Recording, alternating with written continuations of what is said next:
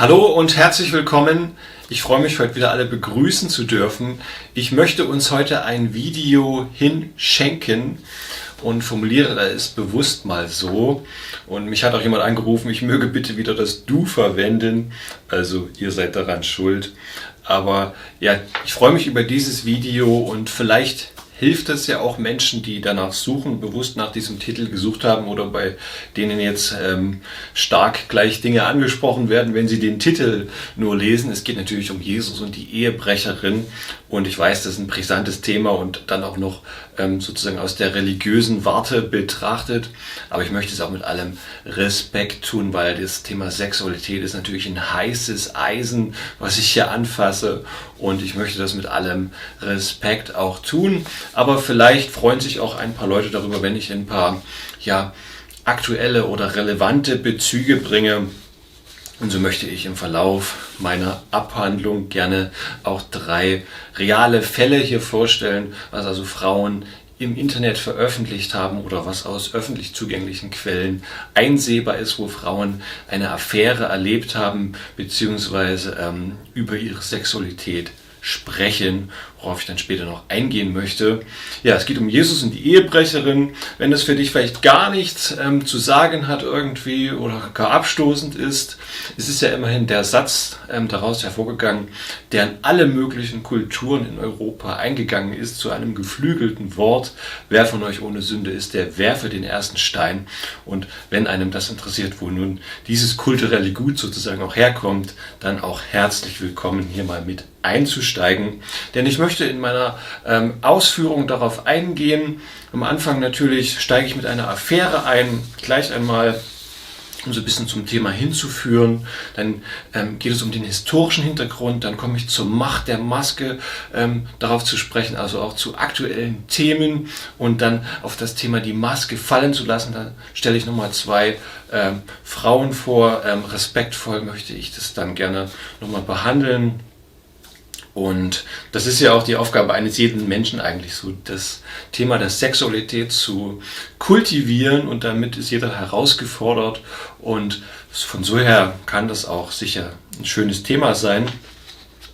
Und es gibt ja auch viele Menschen, die noch innerlich Werte mit sich tragen und sagen, für mich ist eine Partnerschaft was Wertvolles, ich möchte auch nicht ausgetauscht werden als Sexualpartner. Ja, ich trage da diese inneren Werte mit mir und es sind auch viele Leute in der Bevölkerung. Klar, ich verstehe, dass, ich will da auch niemand verurteilen, wenn er sagt, ich möchte gerne Affären haben oder irgendwie so dahin leben, irgendwie vor mich hin leben und mich da treiben lassen und auch sexuell irgendwie liebe es vielleicht aus dem Ruder zu laufen. Wirklich manche Leute, denen man hier begegnet, ist es ja wirklich so. Und also wenn ich von der Geschichte irgendwas gelernt habe, dann ich möchte das akzeptieren, auch wenn ich vielleicht eine andere Auffassung habe. Und da kann man auch so ein bisschen lernen, also die eigene Auffassung zu schärfen und vielleicht die eigenen Werte natürlich zu schärfen, wenn einem das wichtig ist, aber andererseits auch Leute nicht zu verurteilen, denen sowas geschieht oder aus welchen Gründen auch immer. Wir wissen es ja oft nicht, was dahinter steht. Also, dass wir vorsichtig werden, da gleich das Moralfass zu öffnen und über Leute zu ergießen, wo wir natürlich alle herausgefordert sind, denn wir alle haben auch moralische Ansätze, mit denen wir durchs Leben gehen. Genau, ich möchte aber nicht noch weiter einführen, sondern mal auf die Geschichte zu sprechen kommen von erstens mal Isabel aus Bremen, 31 Jahre alt, und sie überschreibt das Ganze, ein Verhältnis zwischen Kantine und Konferenzraum, und dann sagt sie weiter: Dafür bin ich eigentlich gar nicht der Typ. Und das Foto auf seinem Schreibtisch hatte ich natürlich sofort gesehen. Ein akkurat gerahmtes Bild von seiner Frau und seinen 2 Kindern. Also hielt ich mich von ihm fern und versuchte, gegen meine Zuneigung anzusteuern. Dabei fand ich ihn sofort attraktiv. Also das finde ich mal gut. Sie hat offensichtlich Werte erkannt bei ihm und auch bei sich und möchte das gar nicht. Also mal ein grundvernünftiges Verhalten erst einmal. Und als er dann aber beim einem Mittagessen mit Kollegen erzählte, dass er sich wegbewerben wolle, wurde mir ganz anders. Den ganzen Nachmittag fühlte ich mich schlecht, konnte mich nicht mehr konzentrieren, irgendetwas trieb mich dazu, ihm eine Mail zu schreiben. Vielleicht gar keine gute Idee. Ich fragte ihn, ob er mir ein paar berufliche Fragen beantworten könne, und er schrieb sofort zurück.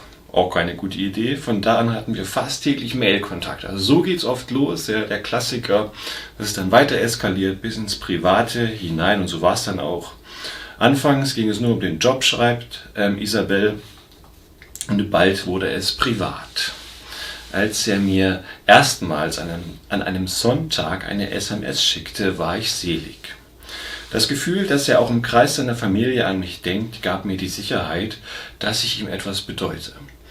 Also auch keine gute Idee, wenn ich es mal so kommentieren darf kurz, weil er hätte ja besser Schluss machen sollen und sagen, hey, es war ein Fehler, wir haben da irgendwie, ja, es ist zu weit gegangen, vielleicht kochen die Emotionen noch weiter hoch, wo führt das hin?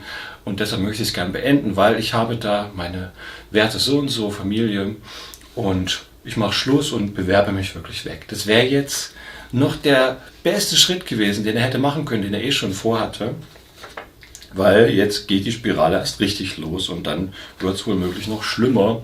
Und sehr viele Leute, die in Affären länger drin waren und vielleicht sogar emotional abhängig waren, beschreiben das als die Hölle und haben ganz schlimmes Zeug erlebt, wo sie vielleicht sogar emotional wie ausgesaugt wurden oder sich sehr abhängig gefühlt haben und jemand das ausgenutzt hat. Also das gibt es ja alles, oder sie haben dafür eine Beziehung geopfert und dann ist die Affäre in die Brüche gegangen, und davon singen viele Therapeuten oder Psychologen natürlich ein Lied, weil sie solche Fälle immer wieder haben und ihnen das begegnet, dass da Leute komplett ihre Beziehungen ruinieren wegen so einer Affäre. Ne? Also da gut überlegen und auch mit dem Kopf das Ganze beurteilen. Ist das jetzt die beste Idee? Also dass sich einer verknallt, ist mal nicht so schlimm, aber was macht man dann daraus? Ja? Gehe ich dann gleich dahin und fange eine Beziehung an, obwohl ich in einer bin? Eher nicht die gute Idee. Ne? Gut, dann beschreibt sie das weiter. Dann kam die Weihnachtsfeier, ein Klassiker. Wir tanzten eng umschlungen, sein Atem auf meiner Wange, Corona noch kein Thema, seine Hände auf meinem Rücken, es war wunderschön. In dieser Nacht hat er zum ersten Mal mit mir geschlafen. Wir waren einander so nah, blieben die ganze Zeit wach. Mir gingen 1000 Dinge durch den Kopf. Die Trennung von seiner Familie, unsere Zukunft mit gemeinsamen Kindern, dass er am nächsten Tag zu seiner Frau zurück musste, verdrängten wir einfach. Von da an schufen wir uns eine Art Parallelwelt. Jeden Morgen trafen wir uns zum Frühstück in seinem Büro. Wenn noch niemand sonst da war, hinter dem Rücken der Kollegen, berührten wir uns an den Händen. Ich mochte das Versteckspiel, fand die fragenden Blicke der Kollegen aufregend. Er dagegen hatte ständig Angst um seinen Ruf. Nun gut, also dieser Satz hat mich ein bisschen wachgerüttelt, weil dass jemand ständig Angst um seinen Ruf hat, das ist irgendwie eine komische Haltung. Ja. Der Mensch braucht irgendwie einen Sinn, eine Aufgabe im Leben, auch im Job, ja, dass er für andere was gestalten kann, was entwickeln kann und dort sozusagen seine Fähigkeiten einbringen kann, dass anderen Gutes getan wird und so. Also, dass er ständig Angst hat und so ängstlich um sich kreist, um seinen Ruf. Ja. Vielleicht hängt er auch dann seine Affäre damit zusammen, dass er das nur deshalb gemacht hat, weil es bei ihm immer nur um sich geht. Ja. Vielleicht ist ihm das ja schon mal passiert. Manchen Leuten geschieht es ja einfach oder sie beschreiben es so. Also es ist wahrscheinlich so ein Typ, der ein bisschen zu stark im Selbstbezug drin ist, wenn ich es mal kommentieren darf. Und dass er dann natürlich auch sich stark um seine sexuellen Bedürfnisse kümmert, die er vielleicht stark in den Vordergrund stellt, weil es immer nur um ihn geht. Ja. Da lernen, die Perspektive zu wechseln. Ja. Mensch braucht eine Aufgabe, einen Sinn, und da kommt dann natürlich wieder das Wegbewerben ins Spiel, dass das ihm besser helfen würde, ja, dass er sich wirklich da auf seine Aufgabe konzentriert. So, nun schreibt Isabel weiter, mich quälte nun die Angst, dass er doch bei seiner Familie bleiben würde. Immer hatte ich das Gefühl, schon ein paar Schritte weiter zu sein als er. Ich dachte darüber nach, in welchen Stadtteil wir ziehen könnten, als er noch an einen Flirt glaubte. Nach einem Jahr konnte er sich endlich durchringen, seiner Frau zu sagen, dass er sich in mich verliebt hatte. Also dieser Satz ist bezeichnend, ja, dass er sich nach einem Jahr endlich durchringen konnte. Das klingt für mich so, als ob sie ihn ein Jahr lang bearbeitet hat. Weil was geschieht denn mit der Ehefrau, wenn sie das jetzt hört? Ja? Sie stürzt wahrscheinlich in einen emotionalen Abgrund. Das ist wie eine emotionale Planierraupe, die über sie drüber fährt. Und das weiß die Isabelle aus der Affäre natürlich, dass das geschehen wird.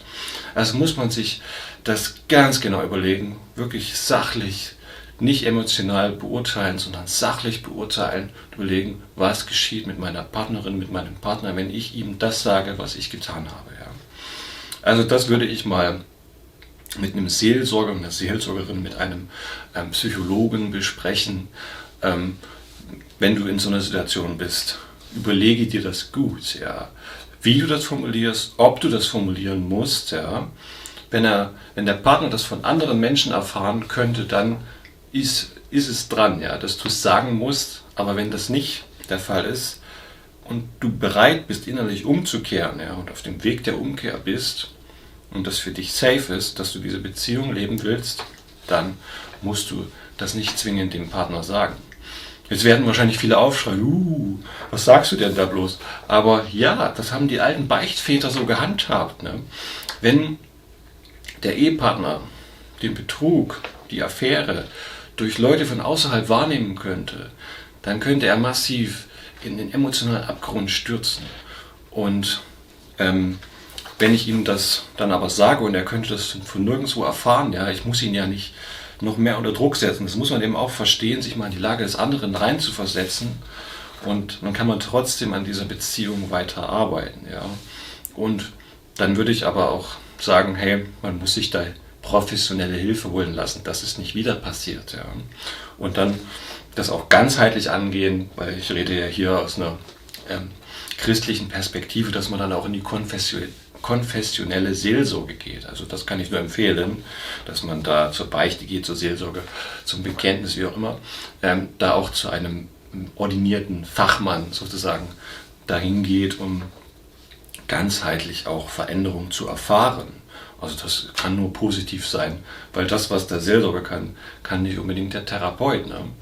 Das hat da schon auch nochmal eine andere Qualität. Beides hat andere Qualitäten und ist gut. Also da hat sie wahrscheinlich an ihm gearbeitet und er hat es ihr nun gesagt. Ja. Und dann trifft er aber Gott sei Dank noch eine gute Entscheidung, wie ich finde, deshalb will ich das hier mal vortragen.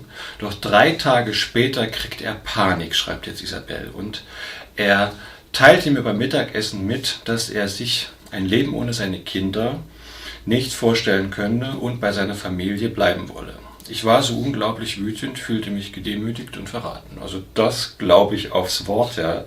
Das wird so sein. Viele Leute in Affären beschreiben das so, dass genau das passiert. Ja. Und sie sich so gedemütigt, verraten fühlen und wütend sind, ja, dass das geschieht im Dauer einer Affäre. Das ist ganz oft so. So viele Leute beschreiben das. Und da kann man also von daher nur abraten, wenn man emotional völlig gefangen ist. Man möge mal mit Frauen oder Männern sprechen, die sehr lange in der Affäre drin waren und da irgendwie abhängig waren emotional. Also da passiert auch viel Ungutes, wovor man sich schützen kann und sich abgrenzen kann, indem man das beendet oder gar nicht erst eingeht. Sie schreibt weiter, ich bin wie ferngesteuert ins Büro gerannt und habe alles erzählt und habe es allen erzählt, dass wir seit 2 Jahren eine Affäre haben. Ich dachte, wenn alle im Job es wissen, kann er nicht mehr zurück in seine verlogene Familienwelt. Ein wahrer Satz. Genützt hat das alles nichts. Er ließ sich versetzen, damit wir nicht mehr rückfällig werden. Das ist jetzt aber ein mächtig therapeutischer Satz, dass wir nicht mehr rückfällig werden. Das war natürlich genau die richtige Entscheidung, dass er dann hier einen klaren Cut gemacht hat. Das hätte er bei der ersten SMS machen sollen, ja, die gar keine gute Idee war. Da hätte er Schluss machen sollen, hätte er sich alles ersparen können. Dann dieses Peinliche da im Büro, ja, dass das noch alle wissen jetzt und dort mega die miese Stimmung aufkommt mit der Isabelle und so weiter. Also, und der das noch seiner Ehefrau alles beichten musste. Also, da hätte er früher Schluss machen sollen, um sich dieses Chaos zu ersparen und dann muss er sich versetzen lassen. Das ist genau der richtige Weg. Also wenn du da feststeckst, beurteile das vom Kopf her und dann würde ich sagen, rational, ganz sachlich beenden, den Kontakt löschen, die Nummer blockieren und wenn du die Möglichkeit hast, lass dich da auch zum Beispiel versetzen oder wechsel den Ort oder sowas, ja, dass man da nicht wieder rückfällig wird, wenn man für sich festgestellt hat, ich habe diese Werte der Verbindlichkeit erkannt, dass das für mich irgendwie so der hohe Wert ist, ja, dann ist das gut und dann sollte man dem auch folgen, dass man innerlich nicht in einer Diskrepanz steht, ja. Also was auch immer man im Herzen hat, dem muss man natürlich dann auch folgen. Letztendlich kann ich es auch nur so sagen, ja. Und wenn da was Neues im Herzen entstehen soll, wo jetzt vielleicht manche sagen, da muss doch nur das drin sein. Nee, also das muss ja irgendwie entstehen und wachsen und darf da auch sozusagen zu den höheren Werten hochwachsen und sich dann auch an dem orientieren, was ist in meinem Herzen. Sind es die 10 Gebote, die mir irgendwie wichtig geworden sind zum Beispiel, möchte ich mich daran orientieren, dann ist das schon mal eine sehr gute Richtung, die man da einsteuern kann zum Beispiel. Sie schreibt zum Schluss oder sagt zum Schluss, nie wieder will ich so verletzt werden. Von verheirateten Kollegen bin ich für alle Zeiten geheilt. Und das finde ich mal eine richtig gute Idee. Also das war sehr gut, sich da heilen zu lassen. Und jetzt haben wir eine Geschichte gehört, die fast eskaliert ist, ja, wo jemand gerade so noch die Kurve gekriegt hat. Und das hat mich erinnert an diese antike Erzählung, die auch fast eskaliert wäre, aber wo jemand ganz Besonderes eingegriffen hat. Und das möchte ich jetzt gern mal wirklich vorlesen. Diese alte, antike Erzählung, die also schon sehr alt ist, die finden wir hier also in diesem Buch der Bücher, was ja auch weltweit ein Bestseller geworden ist, im Johannesevangelium, also im 2. Teil der Bibel, und da ist es der Evangelist Johannes, der uns also hier mit hineinnimmt, im Johannesevangelium Kapitel 8, die Verse 1 bis 11. Jesus ging zum Ölberg und in der Morgendämmerung war er wieder im Tempel. Mit seinen Vorhöfen und verschiedenste aus der Volksmenge versammelten sich um ihn. Er nahm Platz und hatte begonnen, sie zu lehren. Aber die Schriftgelehrten und Pharisäer hatten eine Frau gepackt, die beim Ehebruch ertappt worden war, und hielten sie in der Mitte fest vor allen. Und sie sprachen ihn an: Meister, wir haben diese Frau auf frischer Tat ertappt beim Ehebruch. Mose hat ausdrücklich verfügt, dass solche Frauen zu steinigen sind. Was sagst du nun dazu? Das sagten sie, um ihn auf die Probe zu stellen und die Möglichkeit zu schaffen, Anklage gegen ihn zu erheben. Jesus aber bückte sich runter und schrieb mit dem Finger auf die Erde. Als sie aber hartnäckig dabei blieben, eine Antwort zu erhalten und ihn weiterfragten, richtete er sich auf und sagte ihnen: Wer von euch ohne Sünde ist, werfe den ersten Stein auf sie. Er bückte sich wieder runter und schrieb auf die Erde. Als sie das hörten, ging einer nach dem anderen weg, angefangen bei den Älteren.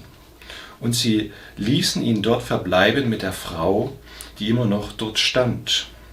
Jesus richtete sich nun wieder auf und sprach zu ihr: Frau, wo sind sie geblieben? Hat dich keiner von ihnen verurteilt? Keiner, Herr, sagte sie. Da sprach Jesus zu ihr: So verurteile auch ich dich nicht. Geh und sündige von jetzt an nicht mehr. Also das ist die Begebenheit aus dem Johannesevangelium, eine sehr prägnante Erzählung. Und da möchte ich als erstes mal so ein bisschen auf den historischen Zusammenhang oder Hintergrund eingehen, der hier sehr, sehr spannend ist. Und mir ist mal sehr positiv ein toller Mann aufgefallen aus dem sächsischen Vogtland.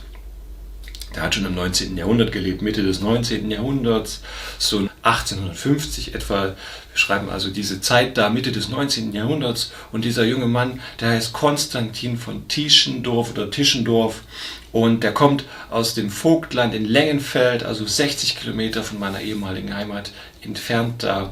Und der studiert in Leipzig Philosophie und er ist Theologe. Ja. Er studiert Theologie und Philosophie und er begibt sich auf eine Reise nach Ägypten und Jerusalem und so. Und er sucht nach alten Handschriften und findet im Katharinenkloster am Berg Sinai in Ägypten eine alte Handschrift, ein komplettes Manuskript des Neuen Testaments. Und dieses ist komplett erhalten und von sehr hochwertiger Genauigkeit, was er feststellt und im Kerzenschein schon diese alten Schriftrollen dann entziffert, diese Majuskelschrift, also die Großbuchstaben der griechischen alten Handschriften. Und er ist ja Theologiestudent und er weiß also, was da vor ihm liegt und was für ein Schatz das ist. Und er saved die Dinge, er rettet die und bringt die mit nach Sachsen. Da wird er auch geehrt von dem König August II. Irgendwie, oder? Ja, erfährt er eine Ehrung und tut diese Manuskripte ausstellen. Und es beginnt so eine ganz neue Arbeit an den alten Handschriften, an den alten Texten, wenn wir so wollen, eine textkritische Arbeit oder die Frage nach der Textbasis. Ja, was sind eigentlich die Basistexte, die wir da für vor allem das Neue Testament haben? Ja, weil das ja für die Christenheit natürlich relevant war. Und Martin Luther, der hat im Mittelalter den Textus Receptus verwendet. Das war also der komplett zusammengestellte Text der alten griechischen Handschriften von Erasmus von Rotterdam, also dem On-Top-Gelehrten aus den Niederlanden, der das herausgebracht hat. Und es war eben damals das beste bekannte und die beste wissenschaftliche Basis für die Bibel-Handschriften und Texte, der Textus Receptus von Erasmus von Rotterdam, wonach dann Martin Luther die erste moderne Bibelübersetzung anfertigt und damit auch die Sprache mächtig revolutioniert und was dann in die moderne Bibelübersetzung und theologische, wissenschaftliche Arbeit mit einfließt, sozusagen die Bibel in die Zielsprache auch zu übersetzen, ja, was bis heute sozusagen gang und gäbe ist. Ja. Er macht es also richtig klasse und super für das Deutsche und hat aber diese mittelalterlichen Grundlagen. Und jetzt hat Tischendorf eben neue, bessere Grundlagen entdeckt und es beginnt so richtig diese Textforschungsarbeit.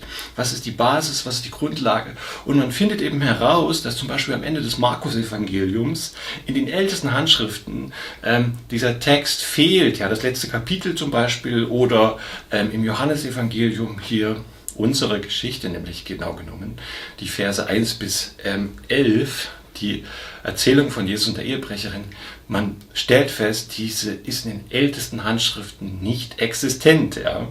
Und nun beginnt eben die große Frage, wo kommt diese Erzählung her? Und ja, es ist spannend, wie sich das dann alles so entwickelt und diese wissenschaftliche Arbeit.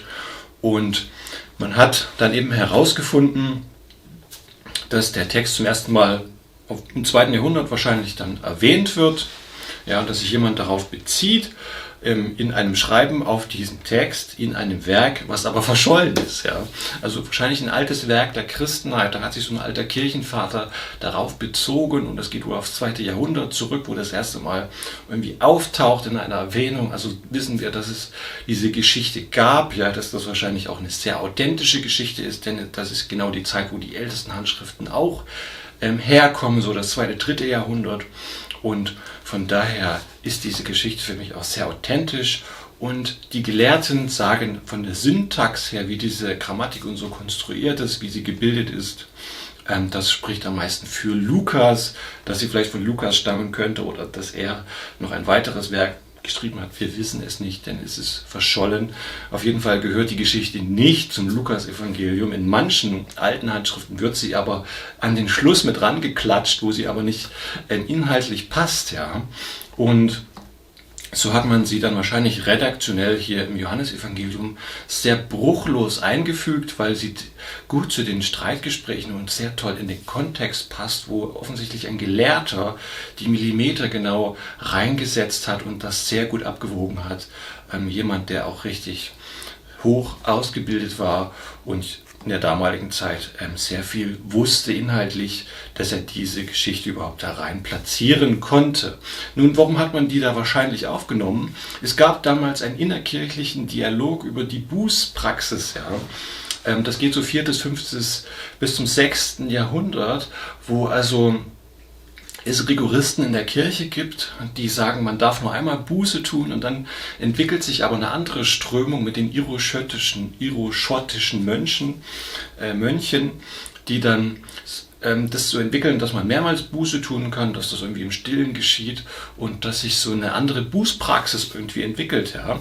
Und also nicht mehr dieses einmalige und die Kirche spendet da so das Heil und die Vergebung, sondern dass das wiederholbar wird und so ein bisschen diese Prägnanz vom ersten Mal so ein bisschen verliert und dann ja so ein bisschen aufgeweicht wird, würde man heute vielleicht sagen. Und da steht natürlich eine massive Diskussion zwischen diesen verschiedenen Gruppen, und da hat diese Geschichte natürlich massiv reingespielt, weil ja Jesus dieser Ehebrecherin vergibt, und der Ehebruch war ein mega heißes Eisen, ja, was bis ins 20. Jahrhundert fast hinein in den verschiedensten Kulturen und Ländern eine Straftat darstellt und damals natürlich ein No-Go war. Ja? Und da haben sich natürlich Kirchenleute massiv darüber zerfetzt und gestritten. Aber weil das so authentisch erzählt ist und das Ganze auch in einer oralen Kultur natürlich vom Urchristentum her überliefert wurde, dass das offensichtlich eine authentische, ernst gemeinte Jesus-Geschichte ist, ja, die einer der Evangelisten wahrscheinlich verfasst hat, möglicherweise Lukas oder so, könnte so gewesen sein. Und man hat die mündlich überliefert, weil sich das natürlich auch sofort gut einprägt und im Kopf Bilder entstehen, ja, und man diese Geschichte wunderbar weitererzählen kann, auch in einer Kultur, wo es keine Smartphones gibt und so weiter, wo man also nicht so mega abgelenkt ist, und dass man den Fokus wirklich darauf richten kann und das auch sehr gut überliefert hat über die mündliche Arbeit. Und so hat sich diese Geschichte offenbar weiter tradiert, hat sich erhalten und wird dann zu einem Streitgespräch innerhalb der Kirche und wird also ein richtiger Kulminationspunkt, ja, weil die einen finden das total schrecklich und die anderen finden das total super, und die es gut finden, setzen sich dann offensichtlich durch, zumindest in der Westkirche, ja, die Vulgata herausbringt. Da wandert das dann in die lateinische Übersetzung des Neuen Testamentes oder der Bibel mit hinein. Diese Geschichte wird da aufgenommen und findet da ihren Platz und wird dann akzeptiert mehr und mehr. Und in der Ostkirche, also in der orthodoxen Kirche sozusagen, da will man diesen Text gar nicht so richtig haben, und also dieser Streit bleibt schon noch bestehen, ja. Über den Text, den fasst man so richtig mit der Zange nicht an. Ja? Den will man irgendwie gar nicht so richtig haben. Man tut immer, wenn man diesen Text irgendwo vervielfältigt oder in einer Handschrift aufschreibt, wird schon von vornherein ein Kreuzchen gemacht oder eine liegende Acht, was sozusagen die ersten redaktionellen Zeichen sind, die es auch so gibt in den neutestamentlichen Handschriften. Man kann sagen, das ist der Anfang eines textkritischen Apparates. Das ist mega spannend, ja? Dass da schon die Gelehrten das mit einem textkritischen Zeichen versehen haben, dass man sozusagen darauf aufmerksam wird, hey, dieser Text hier, der wurde mal irgendwie da reingesetzt. Ja. Und die ersten Kirchenväter, die das dann dokumentieren oder kommentieren, zum ersten Mal einen wirklichen, ausführlichen Kommentar darüber geben, das findet erst im 12. Jahrhundert statt, ich habe das gelesen und habe das so wahrgenommen, ich kann mich auch täuschen, aber wirklich erst sehr spät hat man das angefangen zu kommentieren. Jedenfalls habe ich das so gelesen, und das war mega spät, und die leiten das immer so ein, wenn sie darüber dann einen Kommentar abgeben, dass dieser Text eben redaktionell da eingesetzt wurde. Das haben die damals schon gesagt und stellen das voran. Ja. Da bin ich natürlich megamäßig stolz darauf, dass damals Tischendorf dann diese Texte entdeckt hat und dass wir so eine megamäßig gute textkritische Arbeit haben, auch mit dem Textforschungsinstitut in Münster heutzutage, ja, und was Deutschsprachige da geleistet haben. Also Eberhard Nestle, Kurt Aland waren dann megamäßig am Arbeiten und haben das Novum Testamentum Grake herausgebracht. Also das war die erste Zusammenstellung der hochwertigsten entdeckten Handschriften zu einem kompletten Neuen Testament, ja.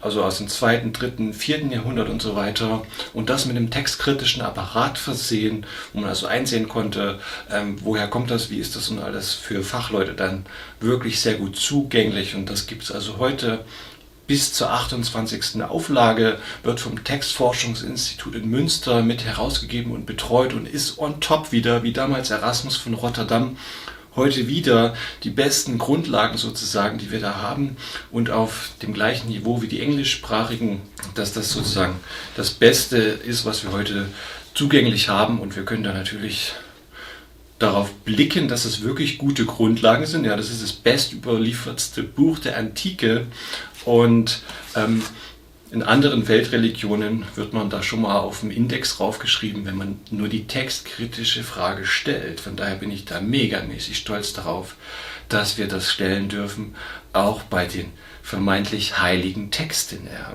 Dass wir auch da die textkritische Frage nach der Basis stellen dürfen, denn das unterscheidet uns von den verrückten, durchgeknallten Sekten. Ja. Und in anderen großen Weltreligionen, ich kann mich da jetzt nicht genauer festlegen, aber es gibt solche, wo Wissenschaftler diese Frage gestellt haben und unter einem Pseudonym ihre Erkenntnisse veröffentlichen mussten von einer dünnen Textbasis, weil sie Angst haben müssen, dass sie auf einem Index landen und massakriert werden. Also da sind wir schon megamäßig weit, und das ist genau richtig und super, weil wir auch natürlich hervorragende, gute Grundlagen haben und können auch da die textkritische Frage immer wieder stellen. Das finde ich also sehr bemerkenswert, und ich persönlich halte diese Geschichte für authentisch. Ja, wenn jetzt jemand vielleicht mir vorwerfen will, du bist ja total irgendwie abgedriftet oder liberal oder irgend sowas, also das interessiert mich nicht, was andere darüber denken. Ja, ich muss hier keiner Kirche zum Munde reden oder irgendjemandem zum Munde reden, sondern ich habe meine eigenen tollen Gedanken, und das empfehle ich auch jedem. Also ich muss hier keinem zum Munde reden, auch keiner radikalen Kirche oder irgend sowas. Also ich lasse mir nicht sagen, was ich zu denken habe. Ja. Ich bin da sehr froh, dass ich da mir meine eigenen Gedanken machen darf, und von daher ist es natürlich ein megamäßig spannender Text. Wenn ich nun aber sage, ich finde ihn authentisch, also das heißt für mich, das ist wirklich ein überliefertes, tradiertes Jesus-Wort oder eine wirkliche Jesus-Geschichte, wie ich sie wahrnehme, dass sie super in das Neue Testament reinpasst und zu den ganzen anderen Begebenheiten, und ich es auch als ein Wort Gottes wahrnehme, ja, was mir persönlich was gibt in meinem Leben oder mir weiterhilft und was mich zutiefst berührt. Ja. Jetzt gehe ich noch auf die Quizfrage ein, weil das gehört zum historischen Hintergrund. Die Quizfrage ist, was hat er da auf den Boden geschrieben? Ja. Also hier wird es richtig spannend. Ja. Also es gibt dazu verschiedene Auffassungen, was er auf den Boden geschrieben haben könnte. Wir wissen zum Beispiel, dass die Römer, wenn die eine Verlautbarung gemacht haben, haben sie das zuerst einmal niedergeschrieben und dann haben sie es gesagt. Und das fand wahrscheinlich öffentlich statt, wenn ich es so richtig aufgefasst habe. Und das könnte also Jesus hier gemeint haben, weil ja mittlerweile die Römer da auch Besatzungsmacht sind und ein Wörtchen mitzureden haben und auch ein Wort da mitzureden hatten, wenn jemand ermordet oder gesteinigt werden soll, also hingerichtet werden soll, mussten die Juden erst die Erlaubnis bei den Römern einholen. Und von daher könnte es sein, er macht das so wie die Römer, dass sie es erst niederschreiben und dann sagen. Das ist eine der Vorschläge, die hier gemacht werden. Der andere Vorschlag ist, dass es verschiedene Varianten dieser Geschichte gibt. Das ist eine variantenreiche Geschichte. Ja, wir haben ja manchmal verschiedene Varianten von den Handschriften, wo manchmal sich so Verse oder so nicht genau gleichen in verschiedenen Handschriften. Und das ist ungefähr pro biblischen Buch, also sagen wir das Johannesevangelium etwa eine Stelle, und pro biblisches Buch so 1, 2, maximal 3 Stellen nur, ja, wo es also nicht genau klar ist, wie ist die Variante hier zu lesen. Ja. Und in dieser Geschichte gibt es aber viele Varianten, weil wir da eben diese Diskussion mit dieser Geschichte haben und die irgendwie erst später aufgenommen wird und da sozusagen eingepfropft wird irgendwie. Ja. Von daher gibt es da verschiedenste Varianten und eine Variante lautet, dass er die Sünden der Ankläger auf die Erde geschrieben hat. Ja. Dass es direkt mit sozusagen als wahrscheinlich ein redaktioneller Satz in einigen Handschriften da angefügt ist. Er schrieb ihre Sünden auf die Erde. Ja. Das ist also noch der zweite Vorschlag, der gemacht wird. Der dritte Vorschlag, den würde ich mich gerne anschließen, den finde ich super, ja. Dass er sich hier auf ein altes prophetisches Wort bezieht. Und da muss ich aber jetzt weiter ausholen. Also das finde ich auch megamäßig spannend. Aber ich schicke voraus, wir können uns da nicht genau festlegen. Ja, wir wissen es einfach nicht. Und es muss auch nicht unbedingt zwingend wichtig sein, was er da hingeschrieben hat. Da können natürlich auch Leute, die es nicht interessiert, abschalten. Aber ich finde das einfach spannend und würde dem gerne nachspüren wollen. Und zwar vermute ich, dass Jesus hier ein prophetisches Zeichen setzt durch das Aufschreiben. Und darauf möchte ich auch so ein bisschen meine Ausführungen aufbauen. Ja, da gibt es nämlich dieses tolle Wort aus dem Propheten Jeremia, Kapitel 17, Vers 13, aus den Konfessionen Jeremias. Das waren also Texte ähnlich wie die Psalmen, ja, die man auch als Gebete beten konnte oder vortragen konnte, zum Beispiel im Tempel. Da spielt es auch eine Rolle, ja, für den Hohepriester, für die Kaste der Priester sozusagen, dass sie diese Texte auch als Konfessionen verwenden konnten, als eine Art Gebet oder liturgische Elemente, ja, sowas. Und dafür hat man das offensichtlich gerne verwendet. Und dieser Prophet Jeremia auch sehr, sehr spannend. Und da heißt es bei Jeremia 17, Vers 13: O Hoffnung Israels, Herr, alle, die dich verlassen, werden zu Schanden, und die von dir abfallen, deren Namen werden auf die Erde geschrieben. Denn verlassen haben sie den Brunnenquell lebendigen Wassers, den Herrn. Boah, das ist aber eine Nummer, ja. Und das hat er jetzt wahrscheinlich so in einer prophetischen Zeichenhandlung umgesetzt, dass er vielleicht ihren Namen da aufgeschrieben hat. Und ich meine, wir reden ja von der Konsonantenschrift, ja, wenn das hebräische Namen sind, meinetwegen Jona, Ruben oder Simeon, dann braucht er ja nur die Konsonanten hinschreiben, kann die Vokale weglassen und kann da also recht schnell wahrscheinlich in den Staub schreiben, denn wir wissen ja aus dem Kontext im Johannesevangelium, kurz zuvor war das Laubhüttenfest. Wir reden also um die Jahreszeit September, Oktober, wo in Israel noch keine Regenzeit ist. Das heißt, der Boden ist trocken und hat in den Staub reingeschrieben, ja. Und hat da wahrscheinlich schnell ihren Namen aufgeschrieben, also von den markantesten, schillerndsten Figuren, sage ich mal, die charismatischen Leute sind ja immer bekannt irgendwie, die haben irgendeine Macke oder irgendwie sowas an sich und sind überall stadtbekannt, und die kennt er natürlich auch und ihre Namen und schreibt die da schnell in den Sand runter, der dort eben liegt. Und also das kann ich mir gut vorstellen, dass er das da gemacht hat und vielleicht auch groß aufgeschrieben hat und bückt sich so richtig runter, macht es demonstrativ, auch in einer frechen Art und Weise natürlich. Das ist ja mega frech natürlich, dass er gar nicht richtig mit ihnen spricht, sondern da irgendwas runterschreibt. Also manche denken, er ist vielleicht mega durchgeknallt und der kommt da so vor, so ein bisschen autistisch oder so, aber gar nicht, ja, gar nicht. Also so sehe ich das überhaupt nicht, ja, im Johannesevangelium, sondern ich vermute, dass er dieses alte prophetische Zeichen eben setzt und sich darauf bezieht, denn jetzt kommt es noch richtig dicke. Nun habe ich ja schon angedeutet, im Johannesevangelium kommt ja kurz zuvor das Laubhüttenfest, was da ausführlich oder sagen wir mal ganz gut umrissen wird irgendwie, wo Jesus auch einen schönen, wirklich prägnanten Satz sagt. Und was kommt denn vor dem Laubhüttenfest? Ja, natürlich kommt da Yom Kippur. Das Laubhüttenfest heißt Sukkot, also das Fest der Juden sozusagen. Nach Yom Kippur, zuvor kommt immer Yom Kippur, der Versöhnungstag. Ja. Und da geht also der Priester einmal im Jahr in den Tempel rein, darf da einmal im Jahr ins Allerheiligste reintreten, um da ein Opfer darzubringen und einmal den Namen Gottes auszurufen, Jahwe, also der Gott Israels. Das darf er einmal da in einer demütigen, gebückten Haltung da in den Tempel reingehen. So, nun haben wir hier bei dem Propheten Jeremia natürlich auch den Hintergrund, dass der erste Tempel zerstört wurde, ja, dass wir da die Großmacht der Babylonier haben, die das assyrische Großreich schlucken und selber zum Großreich werden und dass die ägyptische Großmacht auch hochkommt und das verhindern möchte. Ja. Und in dieser weltpolitischen Lage ist also dieses klitzekleine Israel mit dem Jerusalem da und dem Juda und dem Jeremia, der also über diese Dinge aus einer prophetischen Sicht schreibt und auch den geistlichen Zustand des Volkes und der Führung hier also beschreibt und umreißt. Und daher stammt jetzt also dieser Satz, auf den sich Jesus offensichtlich bezieht. Ja.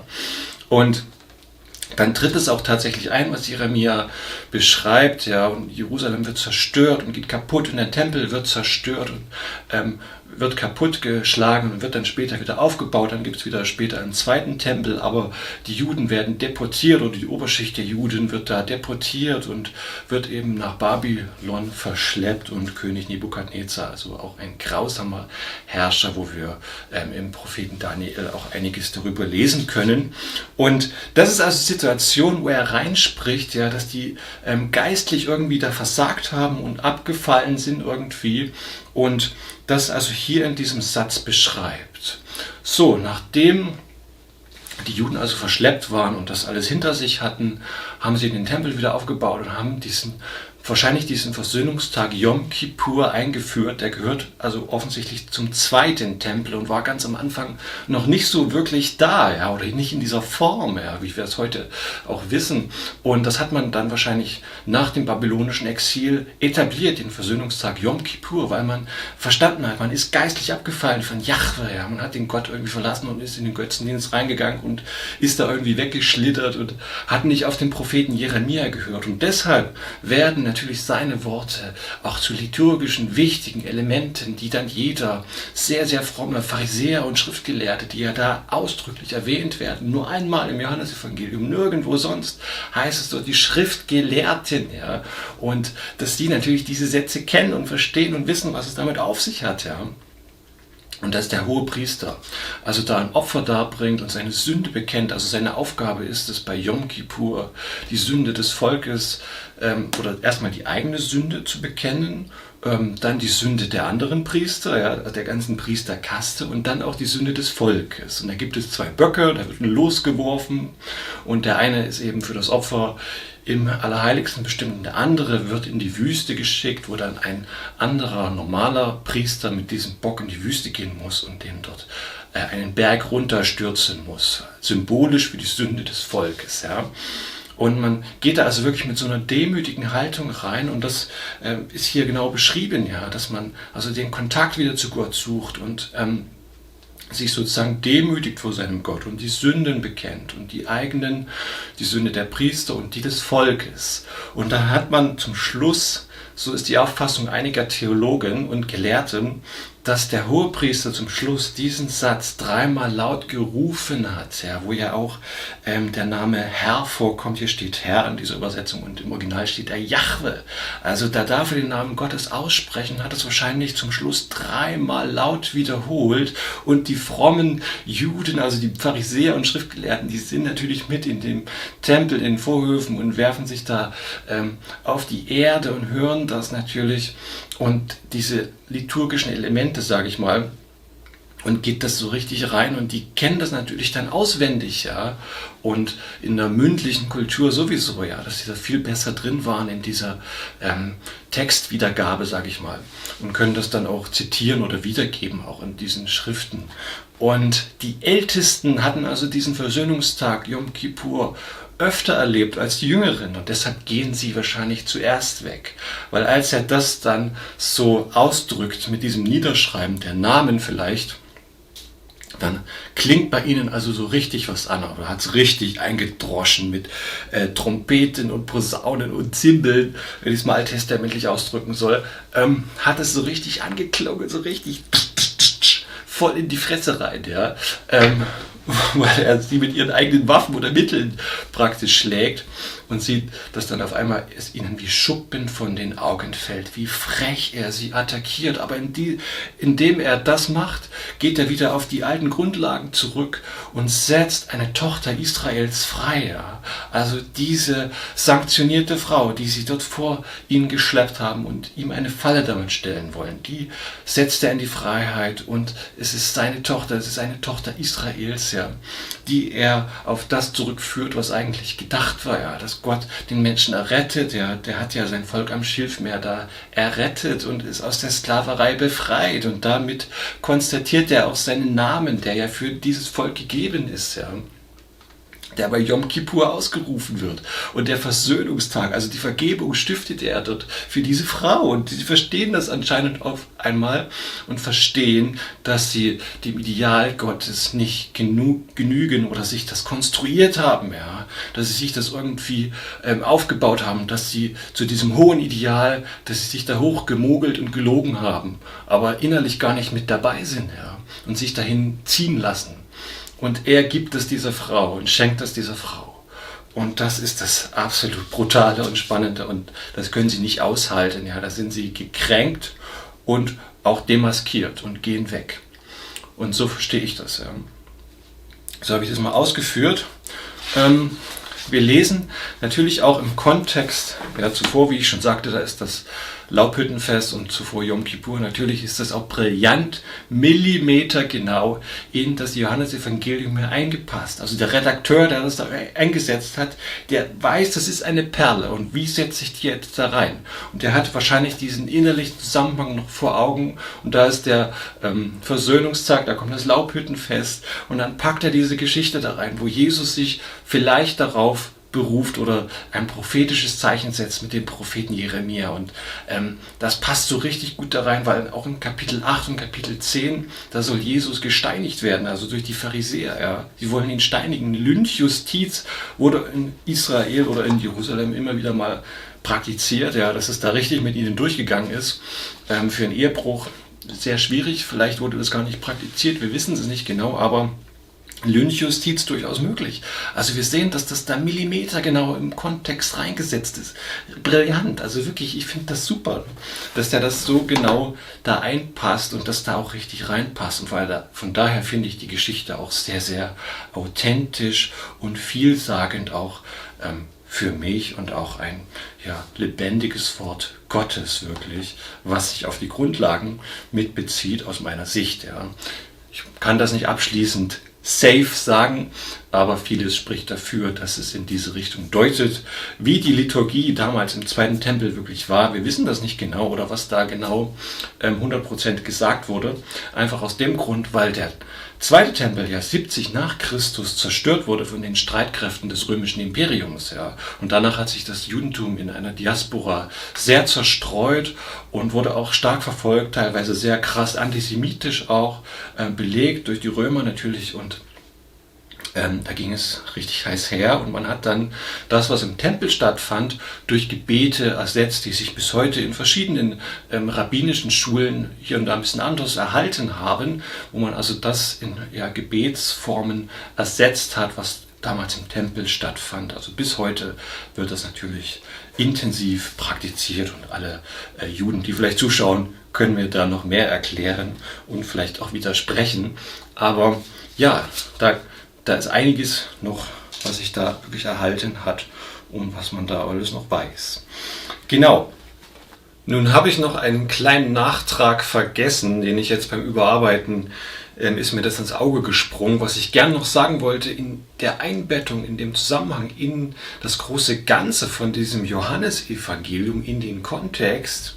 Da spricht Jesus am letzten Tag des Laubhüttenfestes, also dieser ganzen Festwoche der Freude von Sukkot nach Yom Kippur, die also auf die demütige Haltung des Versöhnungstages folgt, dieses freudige Fest, die ganze Festwoche von 7 Tagen, dieses Laubhüttenfest. Und am letzten Tag wird hier nun ausgerechnet im Johannesevangelium berichtet, ich lese es mal kurz vor. An dem letzten, dem großen Tag des Festes, aber stand Jesus und rief und sprach: Wenn jemand dürstet, so komme er zu mir und trinke.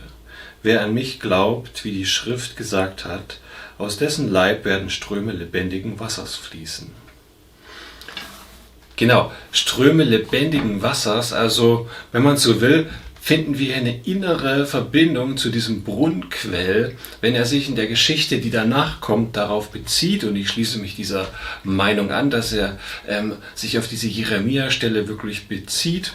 Dann haben wir hier natürlich einen inneren Zusammenhang auch mit dem, was er zuvor sagt, am Ende des Sukkot-Festes, des Laubhüttenfestes, dass er dort von sich als das lebendige Wasser spricht und natürlich sich auf diesen Brunnenquell auch bezieht, dass er selbst das ist, und das hat ja auch die Juden zur Weißglut getrieben. Solche Aussagen, was nur auf ihren Gott beschrieben ist, dass er das auf sich selbst bezieht, und genau so kam es ja dann auch, dass sie dann ihn wirklich zur Kreuzigung hingebracht haben. Und ich finde das also sehr, sehr spannend, dass das hier vorher schon gesagt wird. Und von daher ist dieses ganze Wort Millimeter genau gesetzt. Dieser Abschnitt in Kapitel 8, der da beginnt unsere Story, wo Jesus der Frau begegnet, dass es Millimeter genau gesetzt ist, wie ein Gemälde von Rubens, was also in seiner Dynamik, in seinen Komplementärkontrasten, in seiner zentralen Ausrichtung auf bestimmte Punkte hin ganz genau gesetzt ist, und wenn man nur 3 Millimeter links oder rechts abschneidet, verliert es seine Wirkung. Es passt also ganz genau und ist exakt gesetzt. Da hat jemand das super gewusst und verstanden, was er tut. Ich bin wirklich beeindruckt davon, wollte das hier gern noch einfügen. Also finde ich das richtig super. Und wenn wir jetzt noch weiter darauf gucken, auch wie wird es im Neuen Testament ausgedeutet oder ausgeleuchtet, wie Jesus interpretiert wird, dann wird Jesus auch sozusagen als ein Yom Kippur gedeutet. Und in welcher Schrift ist es? Im Hebräerbrief, wo Jesus dargestellt wird als der in das Allerheiligste hineingeht, durch seinen Opfertod Versöhnung stiftet in einem Tempel, der nicht aus Händen gebaut ist. So wird das Ganze eben gedeutet, und natürlich erfährt das hier diese Frau, dass der Christus ihr vergibt. Der erfährt genau das. Das ist sehr, sehr spannend, und wir wissen, da ist keiner, der Gutes tut. Und wir sehen das an den Pharisäern, dass sie offensichtlich ganz in ihren Sünden gefangen sind. Und Jesus sagt kurz darauf, auch im Kapitel 8, wer die Sünde tut, ist der Sünde Sklave. Da ist keiner, der Gutes tut. Und der Apostel Paulus schreibt, im 2. Korintherbrief schreibt der Apostel Paulus, der keine Sünde kannte, den hat er für uns zur Sünde gemacht, damit wir Gottes Gerechtigkeit würden durch ihn. Also, Jesus verkörpert diesen Versöhnungstag in seiner Person. Jesus macht sozusagen die Sünde gut, oder dafür ist er gekommen, das auch zu bearbeiten, zu vergeben. Und da ist er sozusagen richtig der Experte, von Sünde freizusprechen. Also das ist seine Expertise. Und da kann er auch die Macht der Verfehlungen brechen oder die Macht der Sünde und diese Sklaverei, wo er sagt, wer die Sünde tut, ist ein Sklave der Sünde oder gefangen von ihr. Und da kann er diese Macht der Maske auch brechen. Er begegnet dieser Frau, er steht dort mit ihr und sagt, sündige nicht mehr. Und sie erfüllt das, was die Pharisäer nicht hinbekommen. Sie wollten so gesetzestreu sein und so fromm, und sie können es nicht erfüllen. Und er sagt ihr, sündige nicht mehr, weil er das in ihr stiften kann, dass sie es hinbekommt, dass sie transformiert wird, dass sie ihr Verhalten ändern kann. Vielleicht war sie ein pathologischer Fall, vielleicht ist es ihr immer wieder passiert, dass die schon auffällig war für die Männer und die Leute, die da rumgegangen sind. In einer patriarchalischen Gesellschaft, wo eine Schamkultur herrscht, ist es ja doch sehr auffällig, dass eine Frau im Ehebruch ertappt wird. Das ist ja eigentlich gar nicht so richtig vorgesehen, dass die sowas machen kann. Und Singles gibt's gar nicht. Also Frauen werden mit 13, 14 verheiratet, dass die dann wirklich alle 10 oder noch mehr Kinder haben, und natürlich sterben davon auch welche, weil das der eine ganz andere Gesellschaft war mit viel mehr Armut und keinem Gesundheitssystem so richtig. Frauen waren alle verheiratet und eine patriarchalische Gesellschaft und dass eine Frau in der Schamkultur, wo sie sich sozusagen schützt durch ihre Scham, dann sowas macht, das ist schon ein bisschen eigenartig. Also vielleicht haben diese Männer ihr die Falle gestellt oder sie waren ein pathologischer Fall. Und Jesus kann ihr aber vergeben und sagen, hey, sündige nicht mehr. Und da ist da so richtig für ihre Seele auch da und hält ihr da die Tür auf und öffnet ihr die Perspektive, und sagt, hey, du kannst das, dass du das nicht mehr machen wirst, das wird funktionieren und in meinem Namen, ich vergebe dir. Füge ich jetzt mal an, er hat es ja wirklich einfach gemacht, hat ja von Sünden freigesprochen. Nun möchte ich gerne im zweiten Punkt auf die Macht der Maske eingehen, und versuchen ein bisschen heranzuspüren, was ich damit meine und was sich aus meiner Sicht dahinter verbirgt. Natürlich, wenn hier so krass über die Pharisäer hergezogen wird oder im Neuen Testament generell, stellt sich natürlich irgendwann die Frage, hey, ist das irgendwie antijüdisch zu verstehen oder geht es da nur um die Pharisäer? Ich gehe davon aus, es geht um die Haltung dahinter. Also man kann das austauschen und heute müssen wir das natürlich sowieso interpretieren und wir sehen da auch abgespacede christliche Sekten, ich sage das genauso, und dass da auch Leute sich so verhalten wie die Pharisäer in christlichen Gruppen, Sowas gibt es tatsächlich auch, Sektenartige Strukturen, die großen bekannten Sekten oder auch kleinere Sekten oder manche Kirchen, die sich ach so frei nennen und innerlich völlig verengt und verklemmt und rigide, starr, gesetzlich sind. Das gibt es alles, und wo eine ähnliche innere Haltung ist. Und wir unterscheiden eigentlich zwischen einer extrinsischen religiösen Haltung und einer intrinsischen motivierten Haltung. Also was bedeutet das extrinsisch? Also dieses Außen, oder nach außen gehen, wo der eine Pharisäer sagt oder sich so hinstellt und irgendwie auf die Brust schlägt, ich bin so ein guter Mann und ich bete hier, und dann ist der arme Sünder da und der beugt sich so runter und den findet Gott gut und den nimmt Gott an und sein Gebet, Also es ist eine andere Haltung, Das eine ist das nach außen stellen, dass man das so richtig ins Schaufenster stellt, dass es alles sehen können. Und das andere findet eher im Inneren statt und ist dann eher auf den Dienst für die Gruppe gerichtet, oder für die Kirche, sich da hinzugeben und für den anderen zu dienen oder dem ganzen Auftrieb zu verleihen und auch eine transzendente Haltung.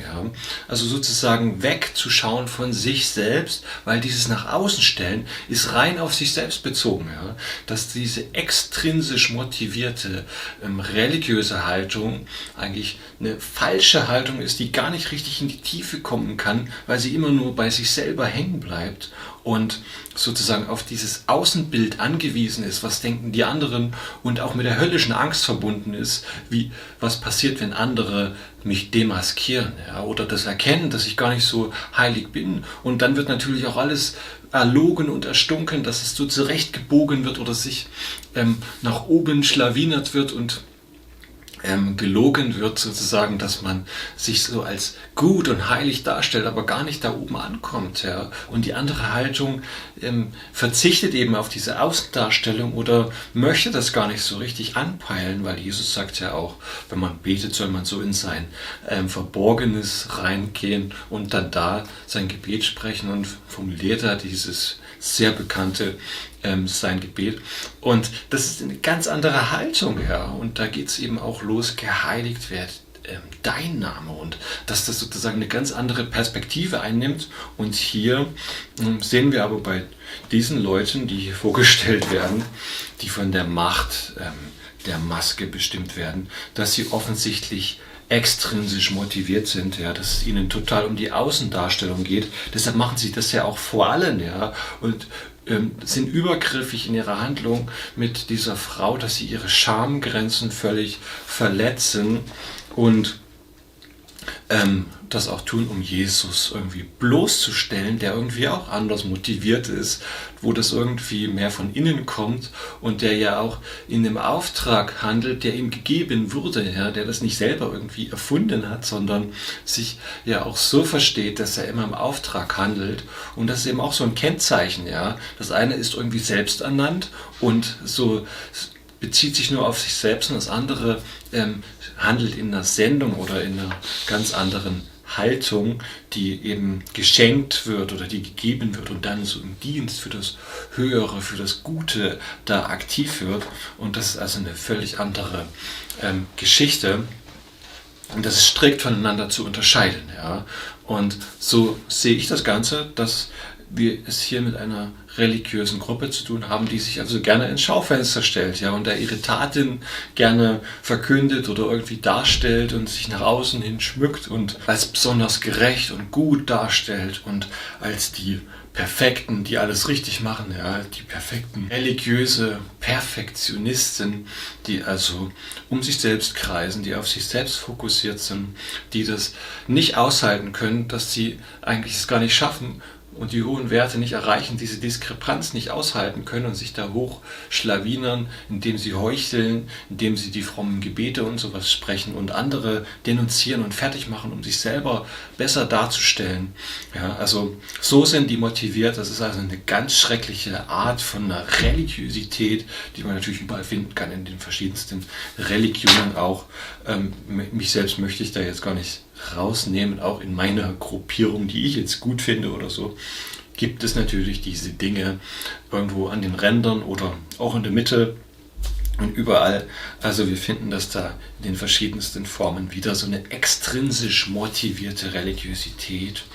Und die verhalten sich natürlich auch ein bisschen sektenhaft. Ja? Und an einer Stelle im Neuen Testament, da wird auch die Sekte der Pharisäer so benannt, ja? Dass es eine Sekte ist oder die sich eben auch so verhalten, in besonders scharfen Richtung dieses scharf ausgelegt haben, ja, weil das eben auch mit dieser extrinsischen Form so zusammenhängt, dass sie es natürlich auch dafür so scharf machen müssen, für ihre Selbstdarstellung, oder dass sie sich so gut und richtig darstellen können, ja, weil das für sie war das ja das Wichtigste dann, und sie haben es da halt falsch übertrieben, ja.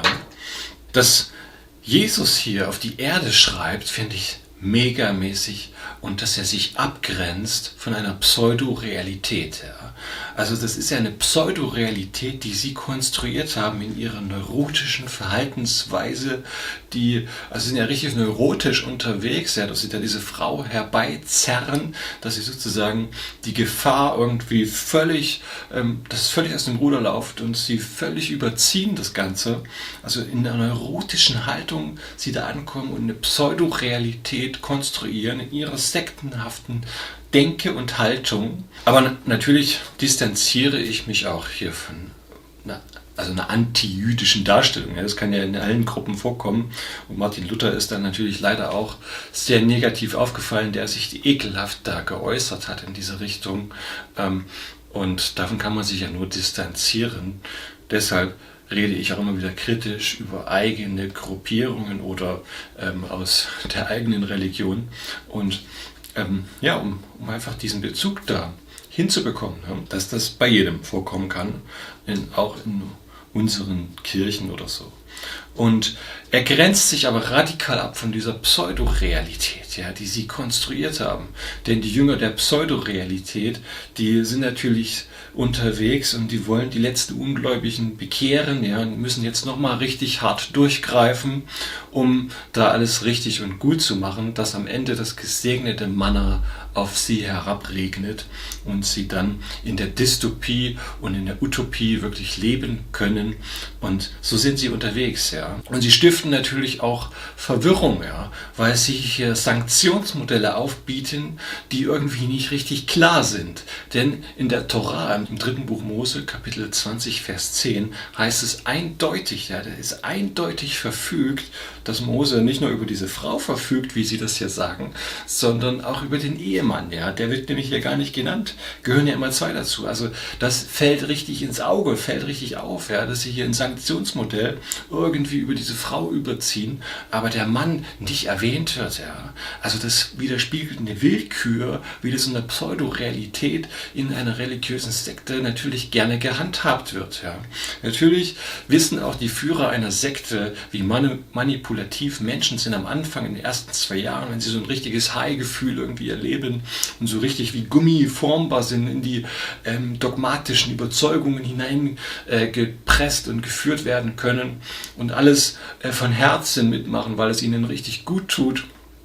Und dann werden die Daumenschrauben angezogen, dann werden Leute auf- und abgedreht und manipuliert in Psychogruppen, ja, wie es ja heute auch der Fall ist in verschiedensten abgespaceden Sekten, dass man da so Leute auch wirklich manipuliert mit Sanktionsmodellen, die willkürlich sind, so wie in der DDR das gehandhabt wurde, dass man diese Staatsführung nicht wirklich berechnen konnte, ja, dass die willkürliche Sanktionsmodelle hatten und das nicht richtig abschätzbar war. Wie behandeln die den oder den, ja? Wen ziehen die da wirklich ein oder wer wird da vielleicht nicht genommen, obwohl das immer klar war, dass die da irgendjemand einziehen oder so.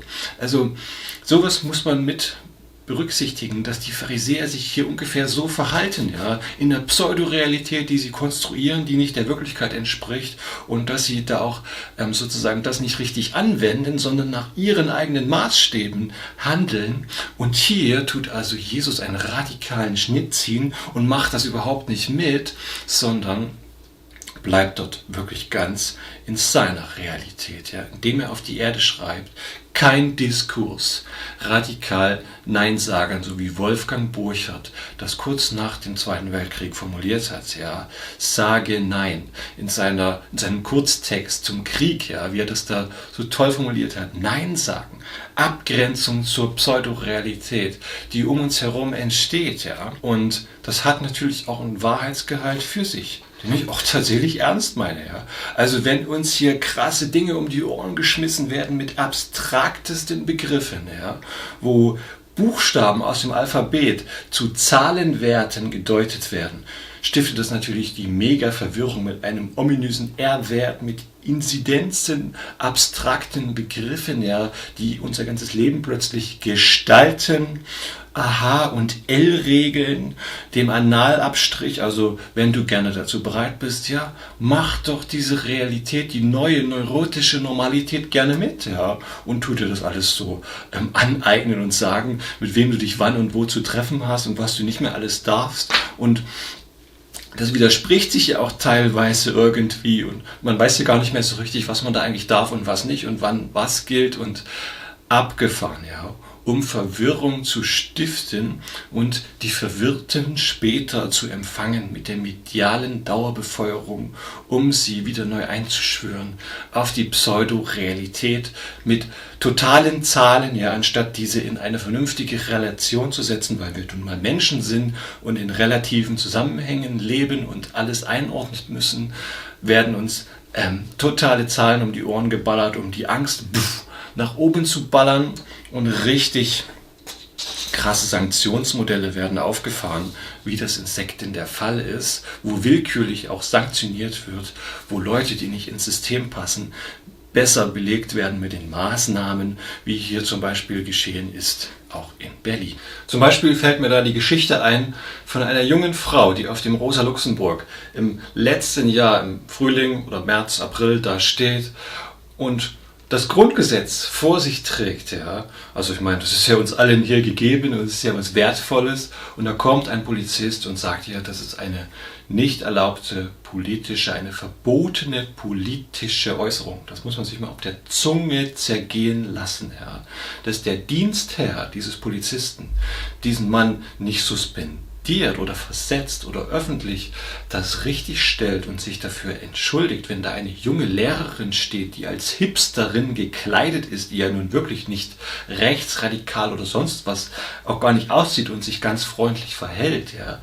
Das ist ja megamäßig abgefahren. Das ist völlige Totalverunsicherung, ja. Sanktionsmodelle, die willkürlich eingesetzt werden und gegen den normalen Menschenverstand direkt handeln und komplette Verwirrung stiften, ja. Eine verbotene politische Äußerung des Grundgesetzes, das muss man sich mal überlegen, wie abgefahren das ist, ja.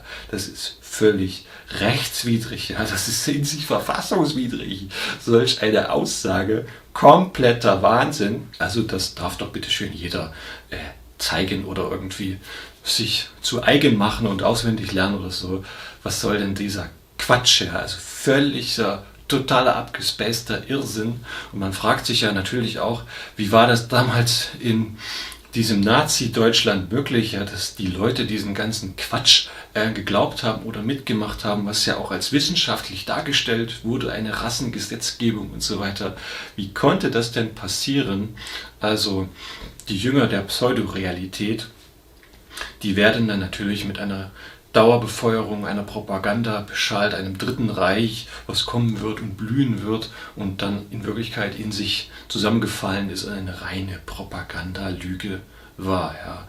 Alle Reiche dieser Welt waren dem Zerfall preisgegeben. Nur das eine Reich, das messianische Reich von Christus, existiert durch alle Reiche hindurch und entfaltet sozusagen seine Wirkung immer weiter und ist unzerstörbar. Ja. Läuft bis zum Ende hindurch und das ist ja das Spannende. Wenn ich das Ganze mal so aus dem Glaubenszusammenhang deute, diese Verwirrung zu stiften, natürlich auch in Senator Geisel, ja, also früher SED, muss man ja auch ganz klar sagen.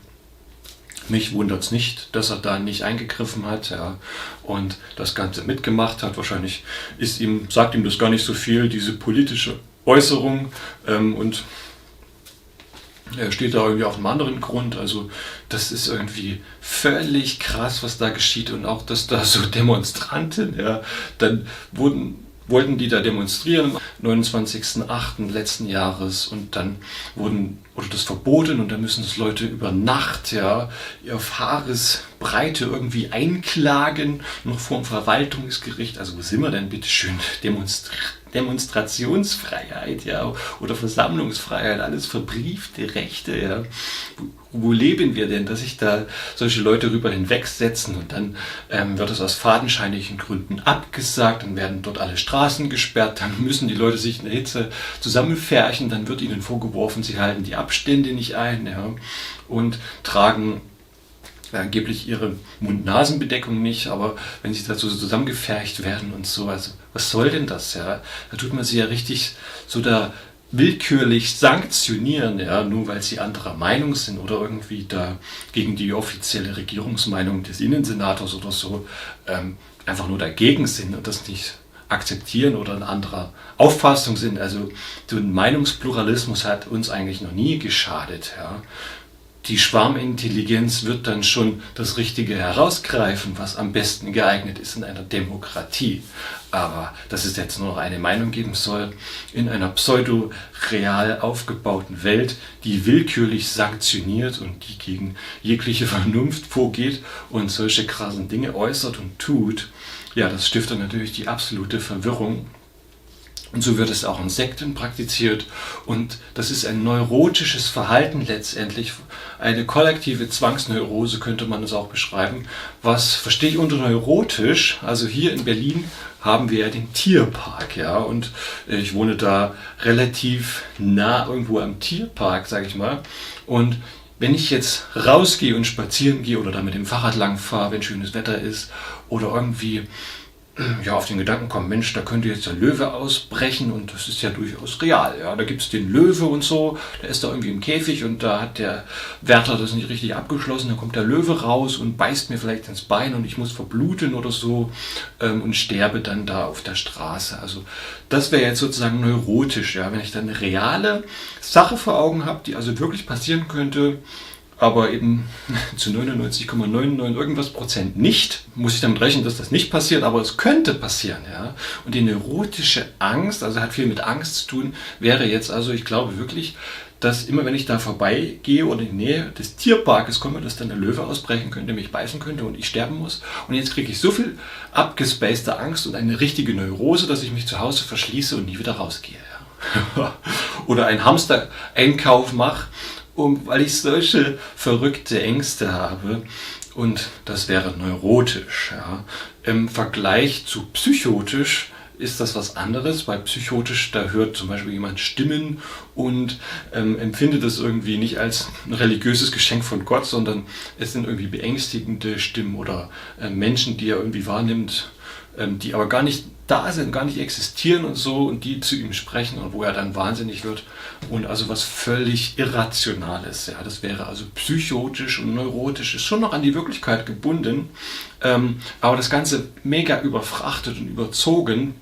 Deshalb sage ich auch konstruierte Pseudorealität, also wo durchaus Elemente aus der Wirklichkeit genommen werden, aber irgendwie verdreht und umgekehrt werden, überspitzt vielleicht auch dargestellt werden mit radikalen Äußerungen, radikalen politischen Maßnahmen von politischen Extremisten, die neurotisch ticken, mit einer Haltung, mit einer abgespaceden Haltung, wie wir sie früher nur von durchgefahrenen Hypochondern kannten, also so richtig heiße Hypochonder, die schon vor Corona mit einer Maske in der U-Bahn rumgerannt sind oder mit einem Face Shield, ja, weil sie irgendwie Angst vor Viren und Bakterien haben. Das ist also eine Hypochonder-Haltung auch, ja, was irgendwie ins Kranke reinkippt. Also die ganze Gesellschaft kippt ab ins Neurotische, wenn das jetzt auf einmal die neue neurotische Normalität sein soll. Vielleicht auch die Pseudorealität, die konstruierte neue Realität. Das ist doch das, wohin die Gesellschaft kippt. Ja. Das kippt ab ins Neurotische. Das war früher waren das die heißen Hypochonder à la Michael Jackson, ja. Die richtig heißen, krassen Typen, wo sich jeder umgeguckt hat und das überhaupt nicht fassen konnte, dass es Menschen gibt, die so ticken. Und wenn das jetzt uns gar nicht mehr auffällt, dass das normal ist. Ich habe neulich einen Mann gesehen, der abends noch so auf Schnapp-ab in den Laden reingegangen ist und der da lang gegangen ist, so ganz im Stechschritt, der eine Maske trug und ein Face Shield und Handschuhe. Abgefahrene Typen, heiße Hypochonder-Typen, die sich zu Hause verschließen, die krasse Hamsterkäufe machen, die ganze Einkaufswagen füllen und sich mit Kosmonautennahrung zu Hause verschließen. Und da wurden ja auch schon so Wohnungen geöffnet, in unserem Haus auch schon im vergangenen Jahr 2-3 Mal passiert, ja, wo einfach alte Leute versterben, die keiner irgendwie kennt, die sich verschließen, ja, die mega Angst haben, in die Angst hineinkippen, ins Neurotische hineinkippen, als ob das nicht Teil der Wirklichkeit sein soll und man das völlig ausklammern kann und dass das nichts mit den Maßnahmen zu tun hat. Na, das möge mir doch mal einer verklickern in einer radikalen politischen Kultur hier, was momentan sich vor unseren Augen darbietet. Die Macht der Maske, ja, es ist wie bei den Pharisäern, wenn man sie auf ihre Fehler hinweist, gehen sie weg, weil sie es nicht ertragen können. Sie können die Wahrheit nicht ertragen. Und durch Jesus Christus ist die Gnade und Wahrheit geworden. Ja. Also, dass er dieser Frau die Gnade offenbaren kann, hängt nur damit zusammen, dass er die Wahrheit ausspricht. Ja. Er kann das nur offenbaren, indem er diese Wahrheit sagen muss, weil die ja diese Frau herziehen. Ja. Und dann offenbart er das und offenbart dadurch auch die Gnade und Barmherzigkeit und die Vergebung und all das. In einer frechen Art und Weise tut er das Evangelium demonstrieren, die gute Nachricht. Und da habe ich mal einen Text ausgearbeitet, den ich mal gerne zum Besten geben möchte. Und ich habe das gewidmet dem guten Leslie Nielsen, weil Leslie Nielsen einfach nicht weiß, wann Schluss ist. Die nackte Kanone, vielleicht können sich ja einige noch daran erinnern. Leslie Nielsen wusste nie, wann Schluss ist, der hat den Humor völlig übertrieben. Und so möchte ich jetzt auch gerne mal im Sinne der nackten Kanone hier ein kleines, schönes Feuerwerk abbrennen. Also viel Spaß mal bei dieser Interpretation. Die Schriftgelehrten und Pharisäer, die Neurotiker und Rigoristen. Es gibt solche ja nicht nur in der Kirche oder bei den Juden damals, sondern überall, in allen Verkleidungen, auch mit bayerischer Fahne vorm Gesicht oder schwarzen, schmalzigen Löckchen und Professorentitel. Sie werden immer wieder die Frau vor den Herrn schleppen und sie mit dem geheimen Hochgefühl diese Frau anklagen, den Exzess herbeiführen und sie mit dem Fass an Moralinsäure überkippen und dann auch noch frech rufen: Du, Oberlehrer, Meister, diese Frau ist beim Ehebruch auf frischer Tat auch noch in Flagranti ertappt worden. Was sagst du dazu? So holt sich die Reinheitssekte einen runter auf ihrer moralischen Pseudorealität, ihrer neuen, normalen, neurotischen Normalität. Und diese Frau, die Schwurbler, die Inkorrekten, die irrgeleiteten Geister, die letzten Verblendeten, die Wirrköpfe, die alles kaputt machen, die ein Maskenverbot vom Arzt haben in einer Welt der Zwangsneurose. Die hingezerrten Frauen dieser Welt, die ihrer Scham preisgegeben werden. Sie werden es freilich nicht leugnen können, Leugner des Neurotischen, der neuen Normalität zu sein, Straftäter zu sein, Verfluchte, die ihr Heil verwirkt haben, die hinausgesteinigt werden müssen, Verfluchte, die gegen die Hygieneregeln verstoßen haben. Sie werden es nicht leugnen können. Es ist ein Ärgernis. Es gibt nichts zu beschönigen. Sie denkt an ihre Sünde, diese Frau, weil sie wirklich begangen hat. Und sie vergisst darüber die verborgene und offenbare Herrlichkeit ihrer Gottesebenbildlichkeit. Und so will sie nicht leugnen, nämlich die Krankheit auf ihrer Seele. Sie ist die arme Sünderin. Zwischenmenschliche Beziehungen sind wirklich zerbrochen.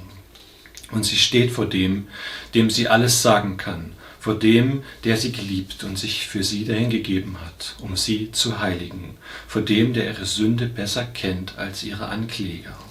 Und er schweigt. Er schreibt ihre Sünde in den Sand der Weltgeschichte, die bald ausgelöscht sein wird, und ihre Schuld mit ihm am Kreuz. Er schreibt die Artikel des Grundgesetzes auf, die beratungsresistenten Perfektionisten, die neurotischen Reinheitsfanatiker, die in Missionshaltung dastehen, und jeder einzelne Homo hygienicus. Sie beginnen nun zu schwitzen, als er da schreibt. Die Schamesröte treibt es ihnen nun selbst ins Gesicht. Gesichter, die sie verborgen haben hinter Masken, Masken der Scheinheiligkeit. Haben sie überhaupt verstanden, dass es Abwehrrechte für jedermann sind? Die Grundrechte? Das prophetische Wort trifft sie wie ein Blitz, weil sie in der Lüge leben und sich besser darstellen, als wie sie sind. Sie halten es nicht aus, unperfekt zu sein. Es fällt ihnen wie Schuppen von den Augen. Sie verstehen, wie sie die eigenen Maßgaben mit Füßen treten.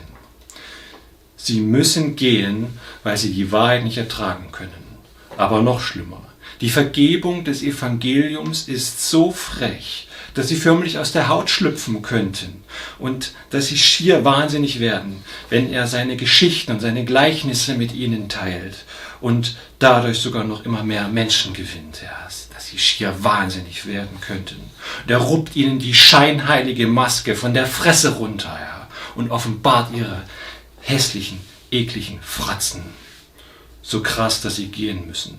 Sie halten es nicht aus, den Ansprüchen und Geboten können sie selbst nicht entsprechen, sie belügen sich selbst.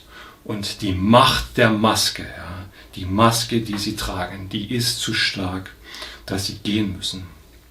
Sie haben das Bedürfnis, sich wieder zu bedecken und nicht umzukehren. Nun werden sie von Scham regiert, sie selber werden von Scham regiert und ihre aversiven Gefühle, also ihre Abwehrhaltung wird aktiviert und sie müssen in ihre Abwehrhaltung reingehen, denn sie sind völlig verdorben. Es steht geschrieben, denn er fand keinen Raum zur Buße, obgleich er sie eifrig mit Tränen unter Tränen suchte. Er schreibt und schweigt wieder eine Weile, die uns Jahrtausende erscheint.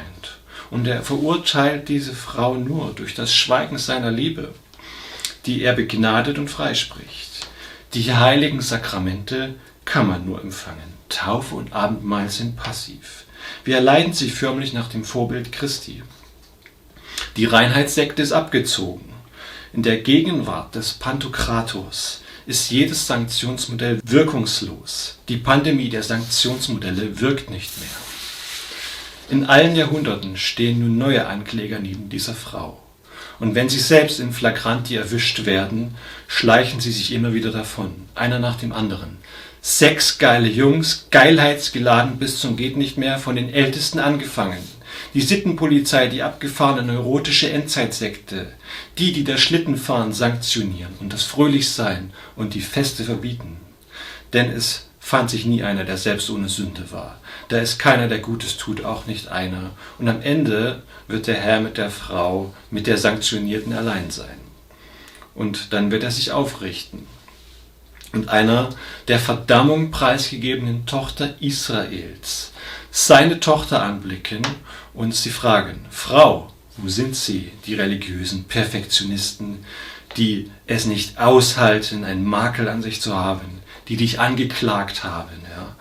Wo sind sie?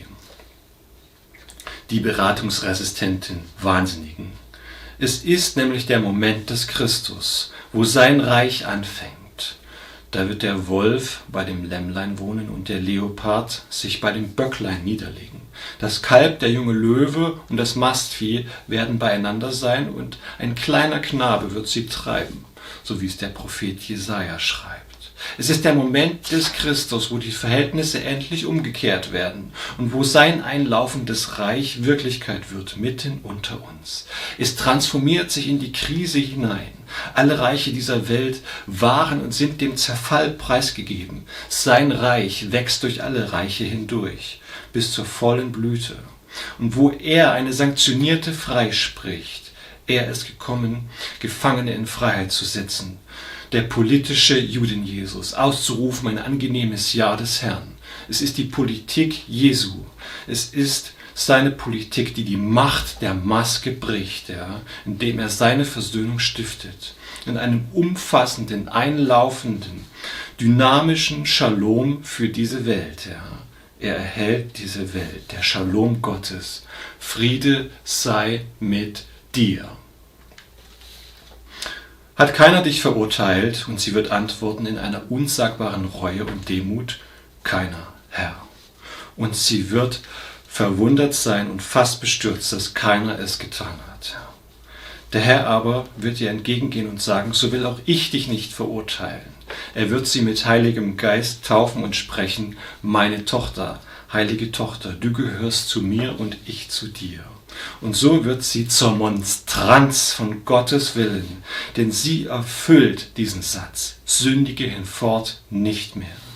Sie hat Anteil an seinem Leib, den er für sie dahingegeben hat, im Gegensatz zu den heiligen Typen, die von dannen gehen mit ihrer Sünde, mit ihrer Scham und mit ihrer Schuld, die der Meinung sind, alles richtig gemacht zu haben, und sie müssen sich verkrümeln, die Pharisäer und Schriftgelehrten, die Konstrukteure der Pseudorealität, der neuen neurotischen normalen Normalität. Ja.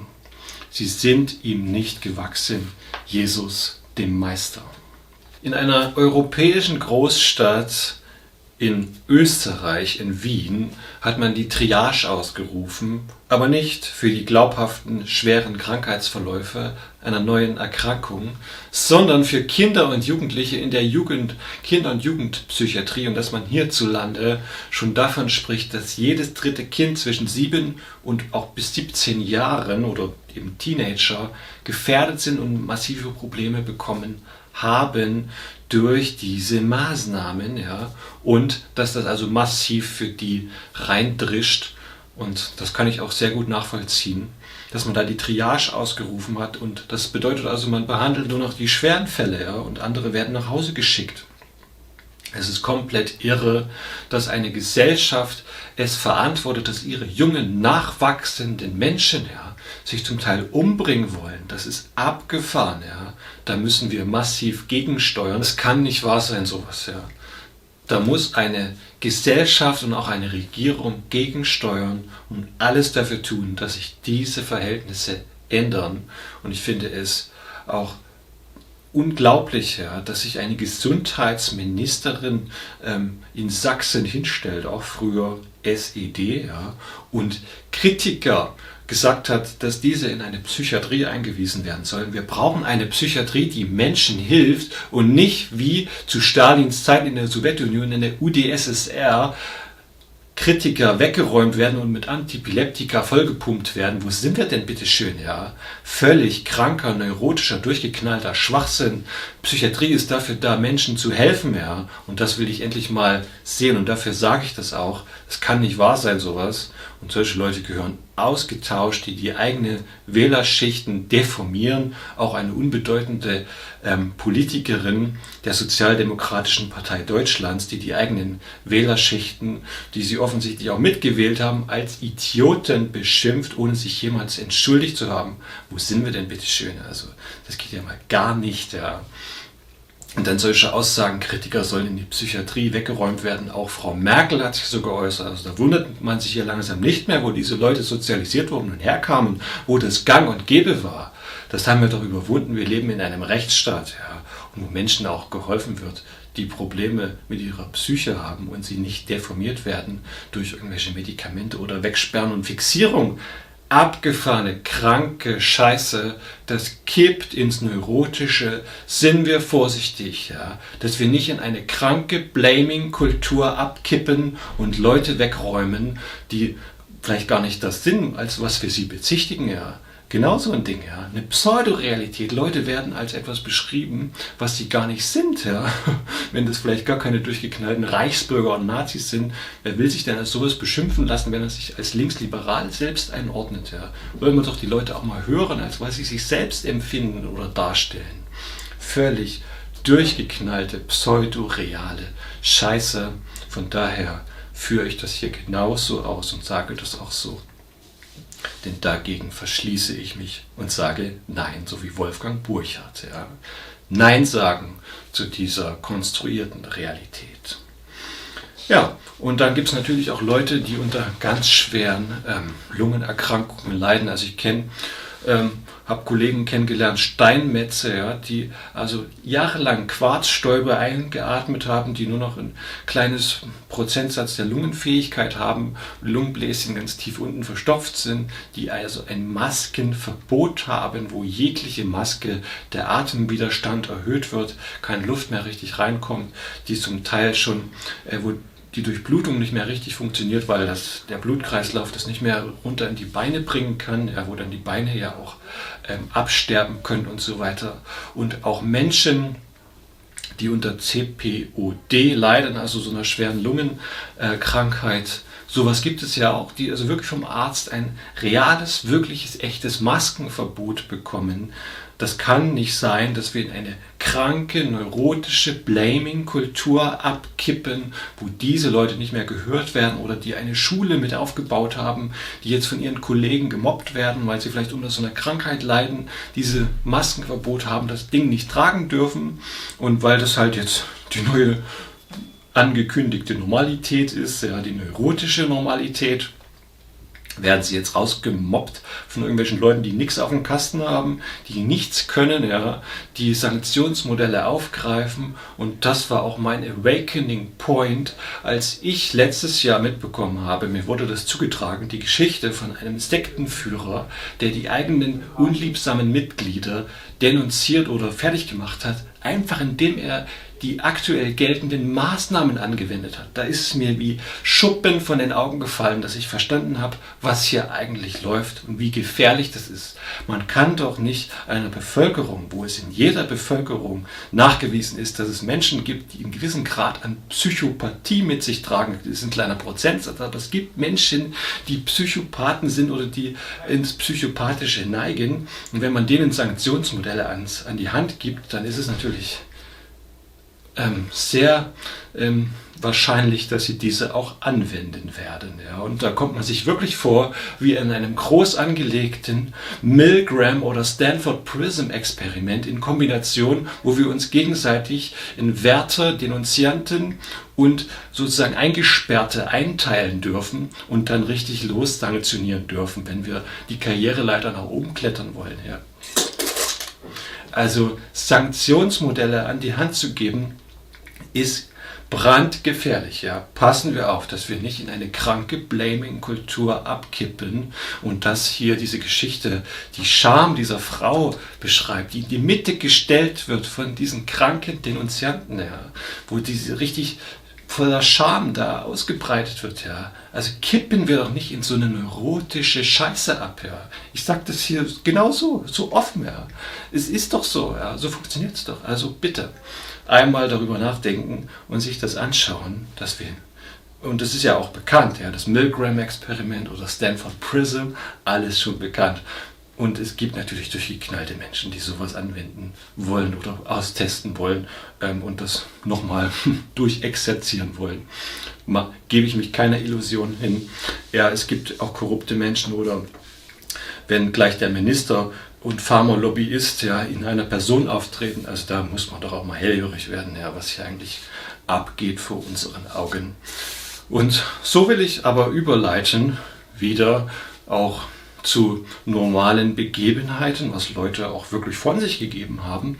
Und Jesus bleibt zum Schluss mit dieser Frau stehen. Ja. Finde ich ganz, ganz spannend, dass er bei ihr bleibt und ihr das Evangelium schenkt, dass das auch einen ganz menschenfreundlichen Aspekt hat.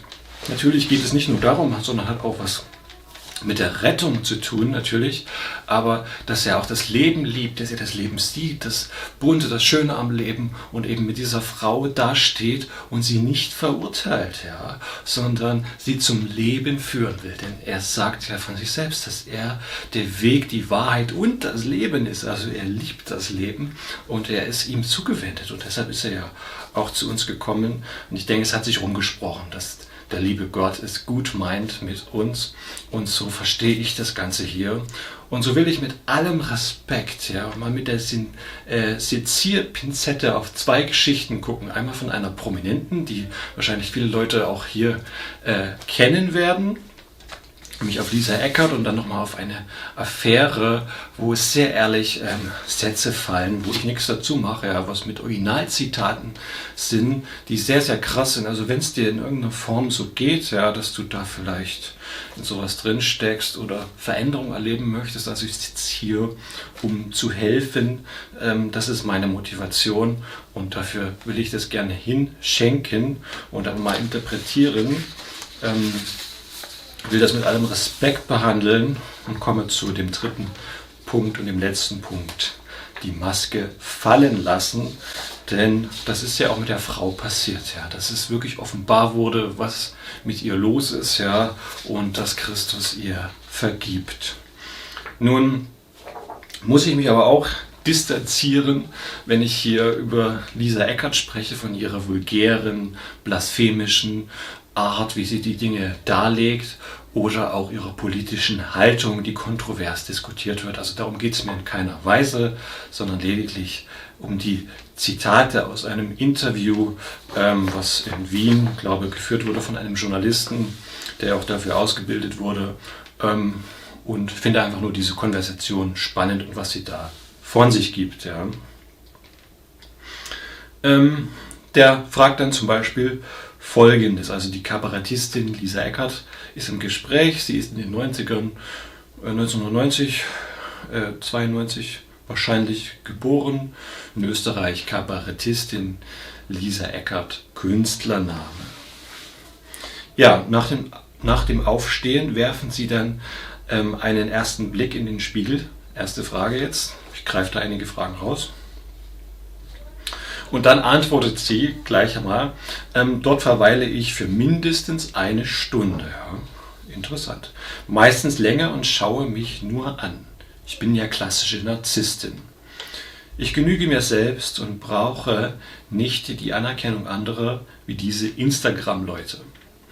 Also ist für mich natürlich verständlich, dass Lisa Eckert so ein bisschen das in ihre Kunst mit einbaut und sich da inszeniert. Ja. Sie ist ja Künstlerin, inszeniert sich natürlich. Aber oftmals, wenn wir die Künstler genau angucken, verwischt oftmals die Inszenierung mit der Realität und ist dadurch auch so authentisch oder spannend für die Leute, weil sie sich gar nicht vorstellen können, dass ein Mensch wirklich so lebt. Ja. Aber ich finde dieses Interview wirklich authentisch und glaube, dass sie durchaus ernst meint mit den Dingen, die sie hier sagt und spannend. Ja. Sie sagt, sie ist klassische Narzisstin.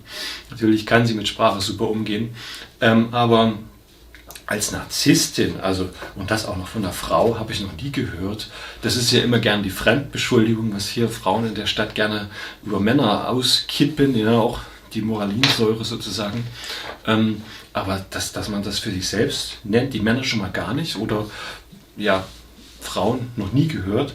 Und dass sie sich als Narzisstin beschreibt, was kennzeichnet denn diese Haltung? Das ist natürlich auch sozusagen im sexuellen Bereich natürlich auch die Umkehr der Libido, sozusagen das Abziehen vom anderen und zurücklenken auf sich selbst, ja, in einer Affäre oder so, wenn jetzt da so ein richtiger Jäger oder so oder eine Jägerin jetzt so richtig dieses Spiel beherrscht, dann kann der die Beute regelrecht aussaugen, wenn er da auf jemanden trifft, der das Spiel nicht kennt oder nicht versteht, ja, weil das abgezogen wird, sozusagen diese erotische Selbstverliebtheit, dieses Um sich kreisen, ja, das ist eine andere Haltung als wie die religiösen, verrückten Perfektionisten, ja, die einfach nur ängstlich um sich kreisen und Angst haben, alles falsch zu machen oder sich da hochlügen und sich was vormachen, ja, Beratungsresistenzen und Angst haben, dass ihnen die Wahrheit gesagt wird, haben das diese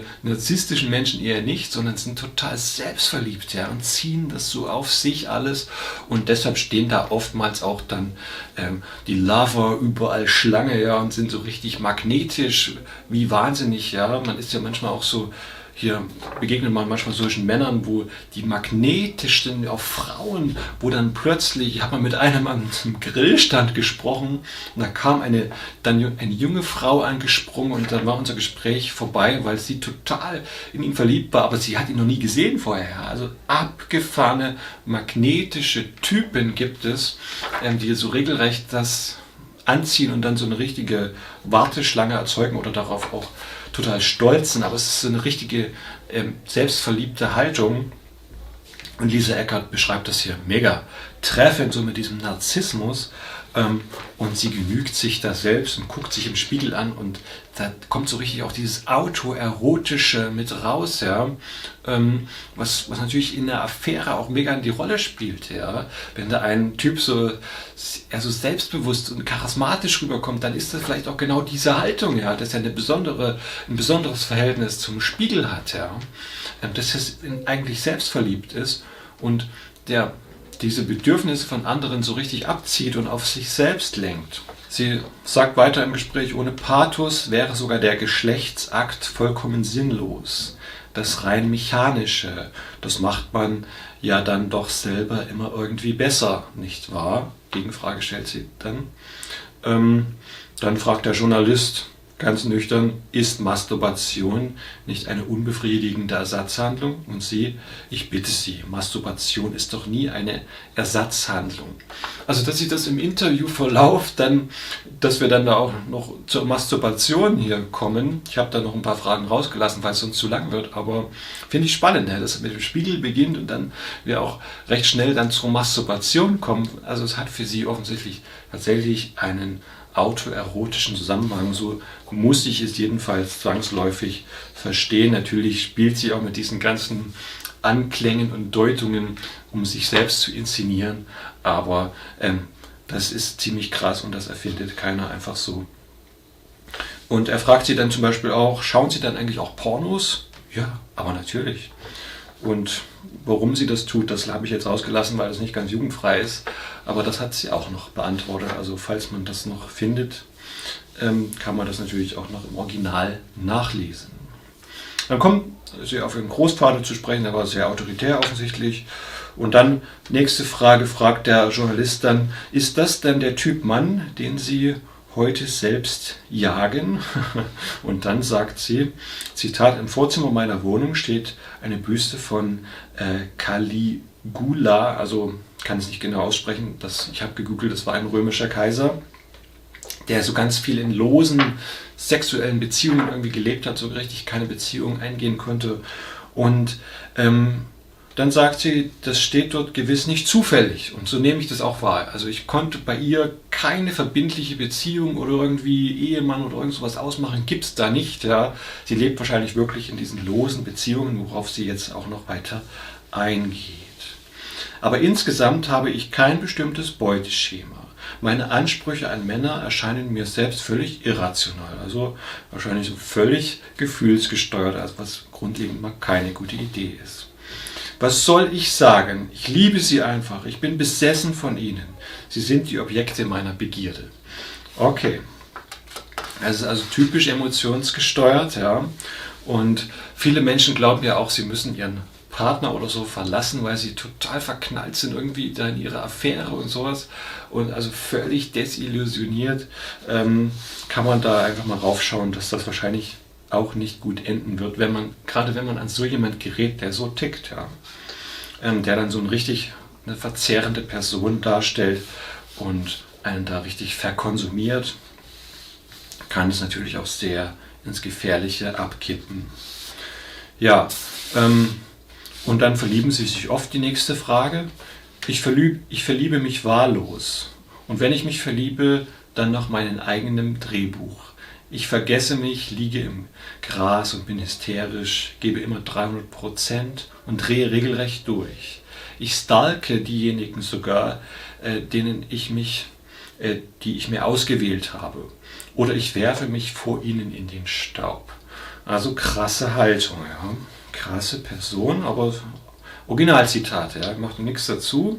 Und geben Sie dann auch in der Liebe gern den Ton an? Nächste Frage. Unterschiedlich, Ausrufezeichen. Mal ich, mal der andere. Grundsätzlich ist mein Leben so anstrengend, dass ich während des Liebesaktes auch gerne ruhe. Ich liege dann dabei gerne, bevorzuge es klassisch, soll der andere ruhig mal machen. So, nächste Frage. Die ganzen 10 Minuten, fragt der Journalist. Natürlich nicht. Ich lege zwischendurch auch gern mal ein Päuschen ein, brauche ein Schläfchen, werde aber auch gerne mal im Schlaf überrascht. Ich liebe ja Gewalt. Okay, das sind Originalzitate, ja, das macht ja nichts dazu. Ich liebe ja Gewalt, wenn darüber Einverständnis herrscht, so wie bei Hooligans, die sich im Wald treffen und im gegenseitigen Einverständnis aufeinander eindreschen. Beim Sex erwarte ich mir dann allerdings ein wenig mehr Raffinesse als die eines Hooligans, der in den Wald geht, um sich zu prügeln.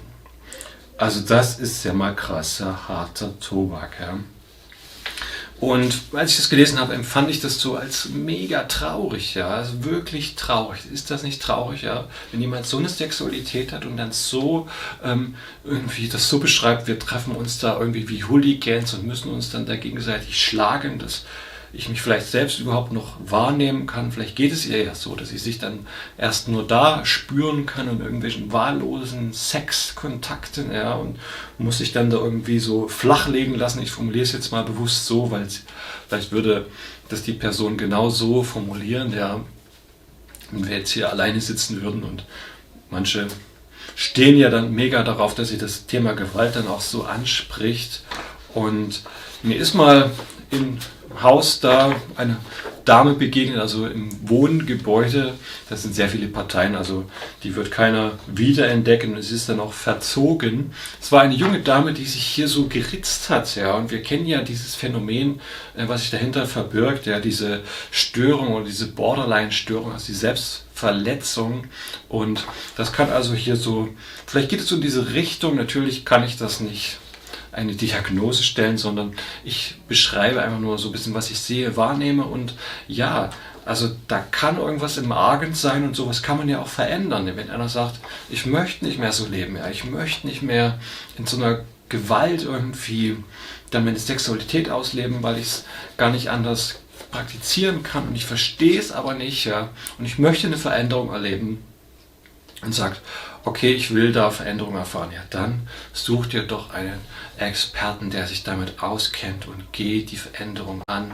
dass du das umgestalten kannst, weil es gibt ja offensichtlich wirklich Menschen, die an sowas kranken und auch leiden, also vor allem, wenn es dann mehr bedrohlich wird, also es geht mir nichts an, ja, wenn Leute da draußen sind und gerne Sex mit anderen Männern haben oder verschiedenste Männer da bevorzugen, alle paar Monate oder gar wöchentlich irgendwie das wechseln möchten, das hat mich grundlegend mal nicht zu interessieren. Ich denke, wir werden erst aktiv, wenn das Kind da in den Brunnen gefallen ist. Und wenn es dich auf deiner Seele belastet, ja, dann würde ich immer fragen, hey, wie sieht es denn auch auf deiner Seele aus, wenn du sowas tust oder wenn du sowas machst, wenn du dich so verhältst? Wie sieht es da bei dir aus? Ja.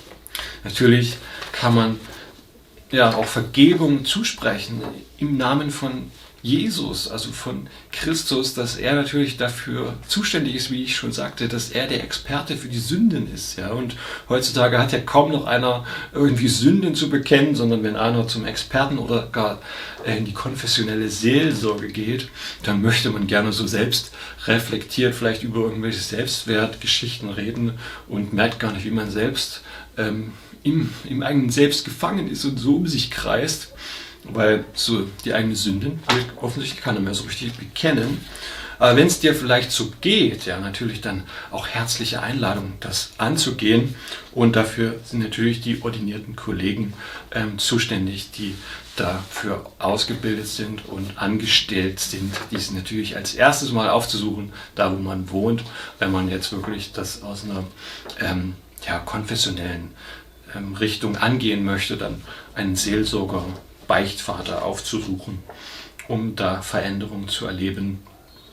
Denn ich gehe davon aus, dass diese Geschichte ein Wort von Gott ist und dass Jesus wirklich Freiheit schenken kann. Wenn er es denn auch sagt, nehme ich ihn einfach mal beim Wort, dass er auch davon befreien kann.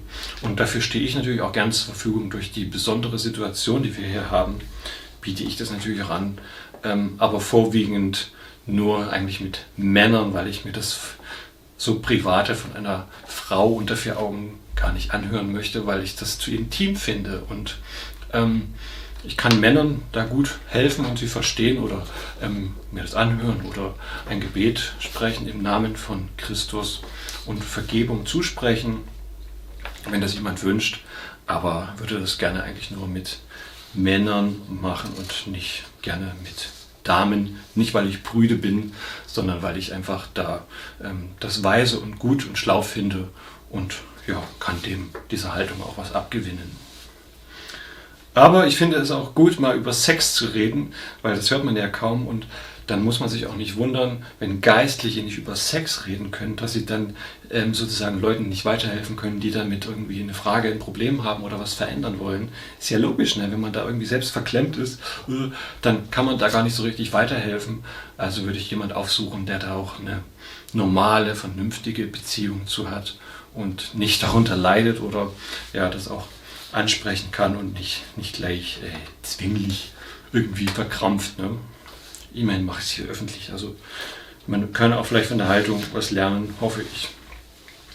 Gut, dann habe ich hier noch einen weiteren Fall, den ich wirklich sehr respektvoll behandeln möchte und ich hoffe, dass jetzt nicht allzu viele Voyeuristen hier dabei sind, sondern mich interessiert die Psychodynamik, ja, die ich mit allem Respekt mir anschauen möchte. Wie kommt es zu so einer Affäre, zu so einer, ja, wie geht das los? Und also, dass man es einfach mal versteht, wie kann man das vielleicht auch abändern oder wie komme ich da raus? Ne? Und möchte es deshalb gerne auch mal so vertiefen. Ja, die gute Frau heißt Lisa A., also ist ein geänderter Name, nicht, dass jetzt jemand auf die Idee kommt, irgendwo in meinen Accounts oder so auf Facebook eine derartige Frau zu suchen. Also ich kenne sie nicht, sondern ich habe das einfach aus öffentlich zugänglichen Quellen gefunden. Sie ist verheiratet, hat mittlerweile 3 kleine Kinder, ist wahrscheinlich noch eher eine jüngere Frau. Das Alter wissen wir nicht genau. Sie sagt, in meiner Ehe bin ich trotz regelmäßigen Angeboten und Möglichkeiten nie in Versuchung gekommen, meinen Mann zu betrügen. Aus Prinzip nicht und weil keiner dieser Männer eine Anziehungskraft auf mich besaß. Gute Idee. Jetzt kommt's aber. Bei Steffen, Name geändert, Klammer auf zu, war es anders. Ich konnte der Versuchung seiner männlichen Ausstrahlung nicht widerstehen. Danach bereute ich es, meinen Mann betrogen zu haben, weil ich ihm treu sein wollte und es gegen meine Prinzipien war, fremd zu gehen. Ja, sehr gut. Also nicht der Ehebruch, sondern dass da Prinzipien vorhanden sind. Und hier entsteht praktisch die Diskrepanz zwischen der inneren Überzeugung, zwischen den Werten, die im Herzen sind, und den gefühlsmäßigen, vordergründigen Emotionen, die so ziehen. Und deshalb muss man ja auch mit der Lupe hinschauen, dass sie sagte, ich konnte der Versuchung seiner männlichen Ausstrahlung, also so hat sie nun mal formuliert, nicht widerstehen. Ich konnte nicht, ja, da kann man ganz genau hinschauen. Ist es wirklich so? Ja, das kann man mit dem Verstand ganz gut beurteilen und beleuchten, das kritisch hinterfragen. Und dann kann man auch dem was entgegensteuern, wenn so schlüpfrige Gespräche beginnen, so eine verruchte Unterhaltung irgendwie, die ins Zweideutige abkippt und zufällige Berührungen, die dann weiter eskalieren. Ja, also lasse ich sowas zu, mache ich da einfach mit und finde das irgendwie attraktiv oder verstehe ich auch, was daraus Negatives werden kann und verstößt das vielleicht nicht sogar gegen meine innere Überzeugung, meine Werte, ja, die sie ja hier sehr exakt umrissen hat. Und wenn so eine innerliche Diskrepanz entsteht, ist es nie gut, ja.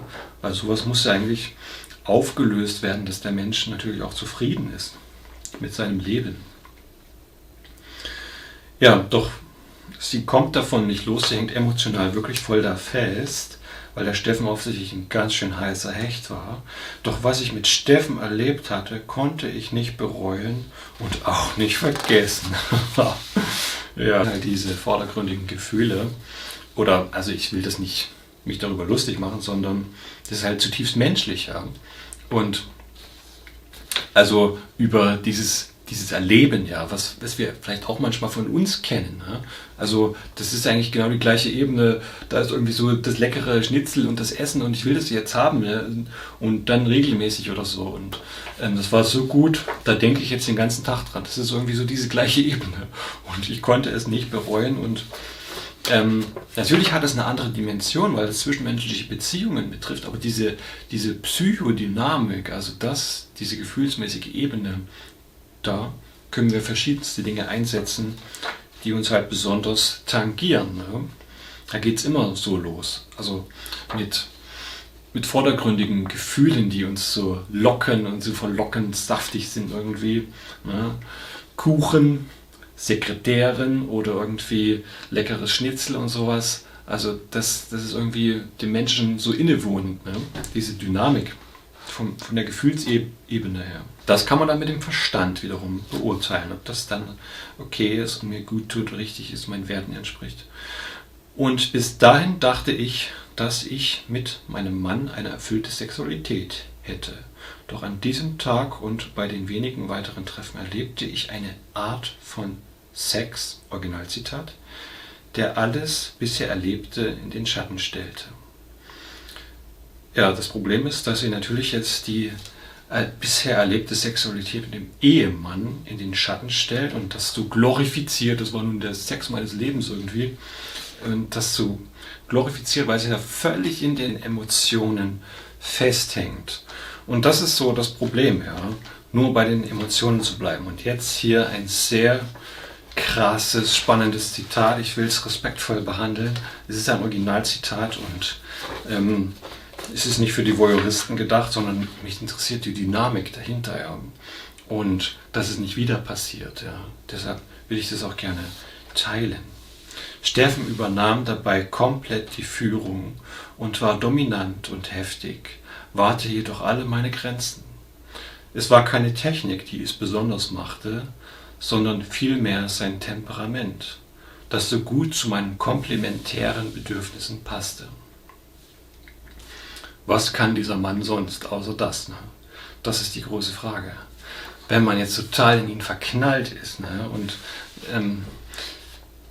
wahrscheinlich hat er das öfters gemacht und wahrscheinlich hat er noch mehrere Affären gehabt oder wird sie haben oder hat noch andere parallel, weil er da halt so, das kann er halt richtig, ne? Da ist er halt der richtige Hecht, der tolle, coole Mann irgendwie, der so super attraktiv ist, aber was kann der sonst? Und somit kann man wieder einen neuen Blick auf den Ehemann gewinnen, der natürlich auch an seiner Männlichkeit arbeiten kann. Wenn das sozusagen der Kulminationspunkt ist, dass das so anziehend ist, natürlich kann dann auch der Mann, also der richtige Ehemann, dem sie ja treu sein möchte, und nun ist das passiert und sie will es aber nicht mehr, ist aber emotional da völlig, hängt sie da drin und glorifiziert es so richtig. Und deshalb kann ihr Ehemann das ja auch erlernen, sage ich mal, oder an sich arbeiten, weil der so grau rüberkommt hier und gar nicht richtig erwähnt wird, sondern nur die Affäre so glorifiziert wird.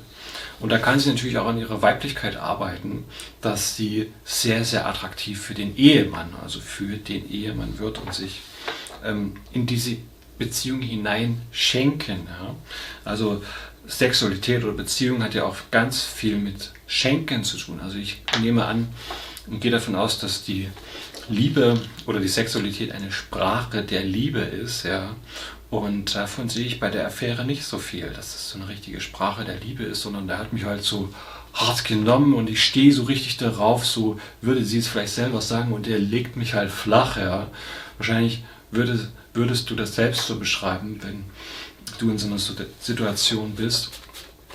Und nicht, dass ich das vulgär irgendwie ausmodellieren will, aber so ist es ja. Ne? Und so erlebt man das ja hier auch bei Menschen, die sich da sehr unverkrampft in dieser Richtung äußern. Und das ist halt so das Anziehende, das Prickelnde. Und da hat sie den Sex ihres Lebens erlebt. Aber ja, ist das eine Sprache der Liebe oder ist das auch ein Stück weit Selbstbefriedigung? Also nur so, er hat es mir halt irgendwie besorgt, ja. Und dann bin ich halt richtig aufgeladen. Aber da mal drüber nachzudenken, zu reflektieren, hey, okay, das war so und das war irgendwie attraktiv, aber wird das so bleiben in der Affäre? Geht das so weiter? Eher nicht, ist eher nicht davon auszugehen. Denn wenn man mit Leuten aus Affären spricht, hört man immer wieder das Gleiche. Ja, das ist katastrophal endet, das ist im Zerbruch endet, im emotionalen Chaos. Also wahrscheinlich würde auch diese Affäre, wenn sie es jetzt weitermacht, ins Chaos hineinstürzen. Und da muss man wirklich mit Leuten sprechen, die da jahrelang emotional drin gesteckt haben. Und das ist halt ein Problem, dass der eigene Ehemann dann so unter den Tisch fällt. Ne? Weil wenn sie das möchte, muss sie natürlich darauf gucken. Ja? Was kann der gut, wo ist der gut, wo kann der an sich arbeiten, was könnte sie ihm vielleicht helfen oder sich ihm da weiter schenken, dass der sich da richtig in der Richtung entwickeln kann. Ne? Gut. Nun schreibt sie weiter, doch nun habe ich etwas erlebt, auf das ich eigentlich nicht mehr verzichten möchte und diesen Verzicht spüre ich täglich schmerzhaft. Okay, sie hängt völlig in der Emotion noch drin. Das kann sich aber ändern. Und ist es eine Art des Verzichts, den man erdulden muss in einer Ehe, vielleicht zugunsten der guten Dinge? Somit endet das jetzt. Und da ist also irgendwie dieses Erlebnis, ja, diese vordergründige gefühlsmäßige Steuerung irgendwie zum Willen geworden oder in das Herz hineingerutscht, was jetzt völlig blockiert ist. Ja. Und das stellt eben auch diese Diskrepanz dar zwischen den eigentlichen Werten, die sie hat und dass dieses Gefühl irgendwie ins Herz reingerutscht ist. Ja. Und das tut sich so richtig gegenläufig darstellen. Und da muss ich natürlich professionell dran arbeiten, mit professioneller Hilfe, dass es nicht wieder passiert. Ja.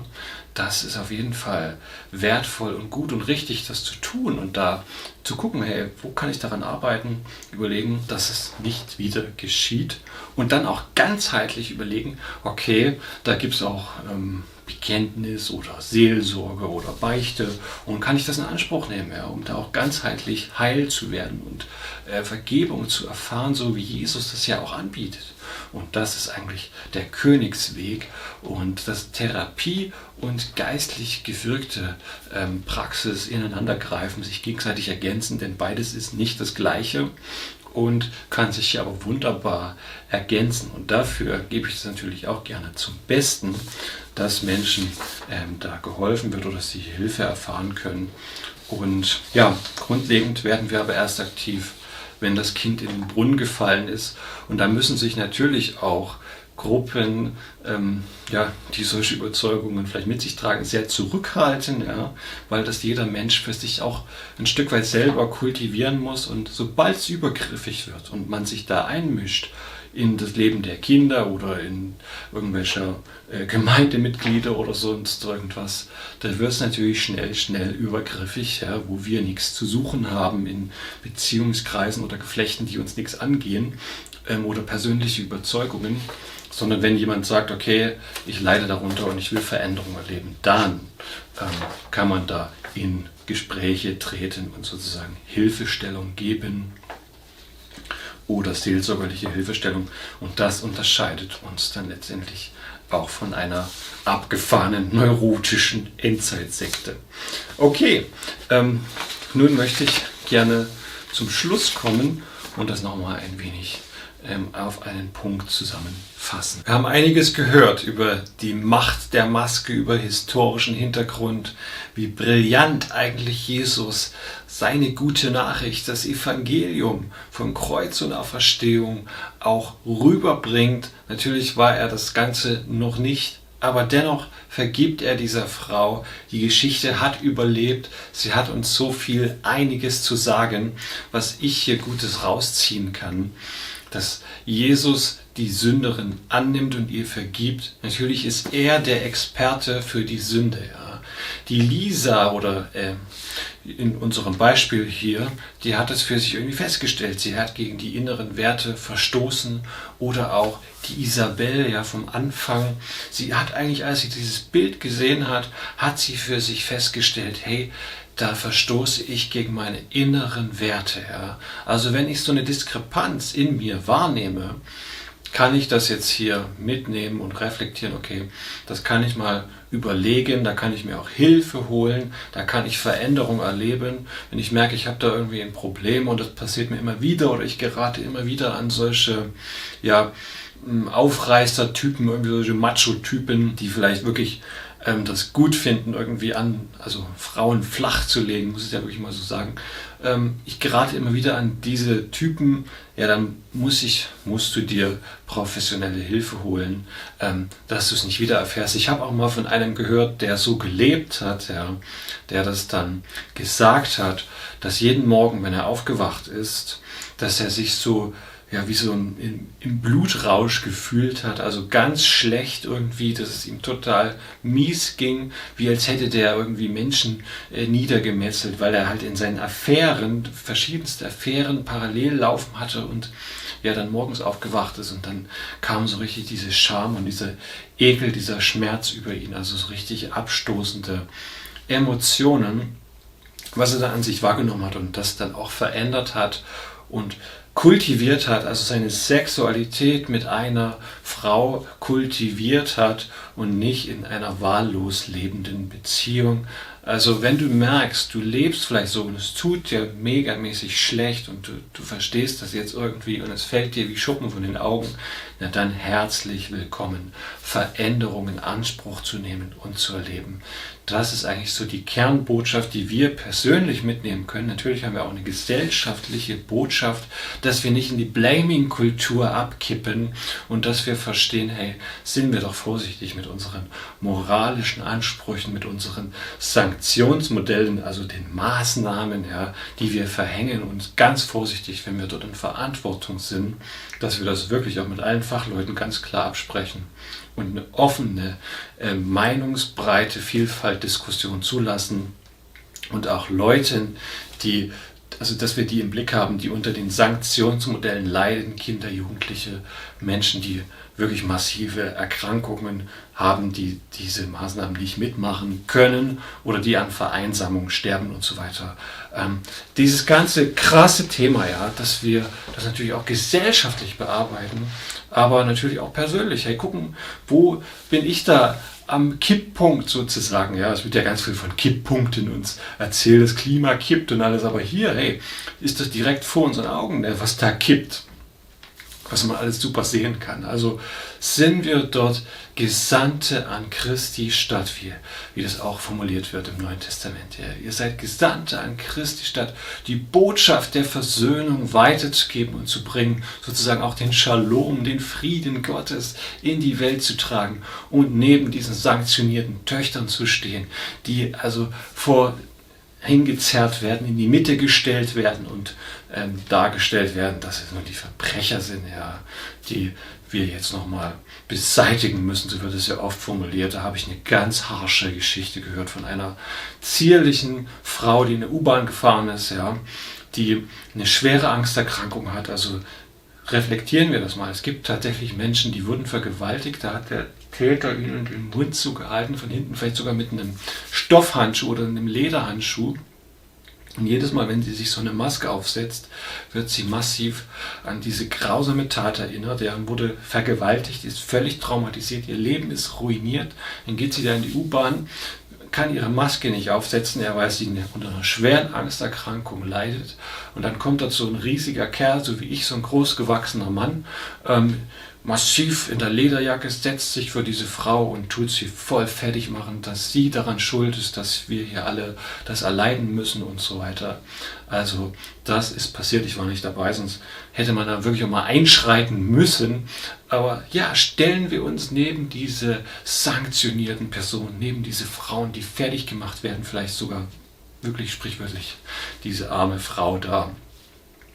Und da wurden ja wirklich schon auch Leute verprügelt, die U-Bahn gefahren sind, weil sie das Ding nicht aufgesetzt haben. Und das ist nicht wirklich normal. Ja, sowas ist neurotisch, da ist was gekippt. Gucken wir, dass wir hier an Christi Stadt gesandt sind. Denn Christus sagt, so wie der Vater mich sendet, so sende ich euch. Im Johannesevangelium, Kapitel 20, 21 steht das Ganze.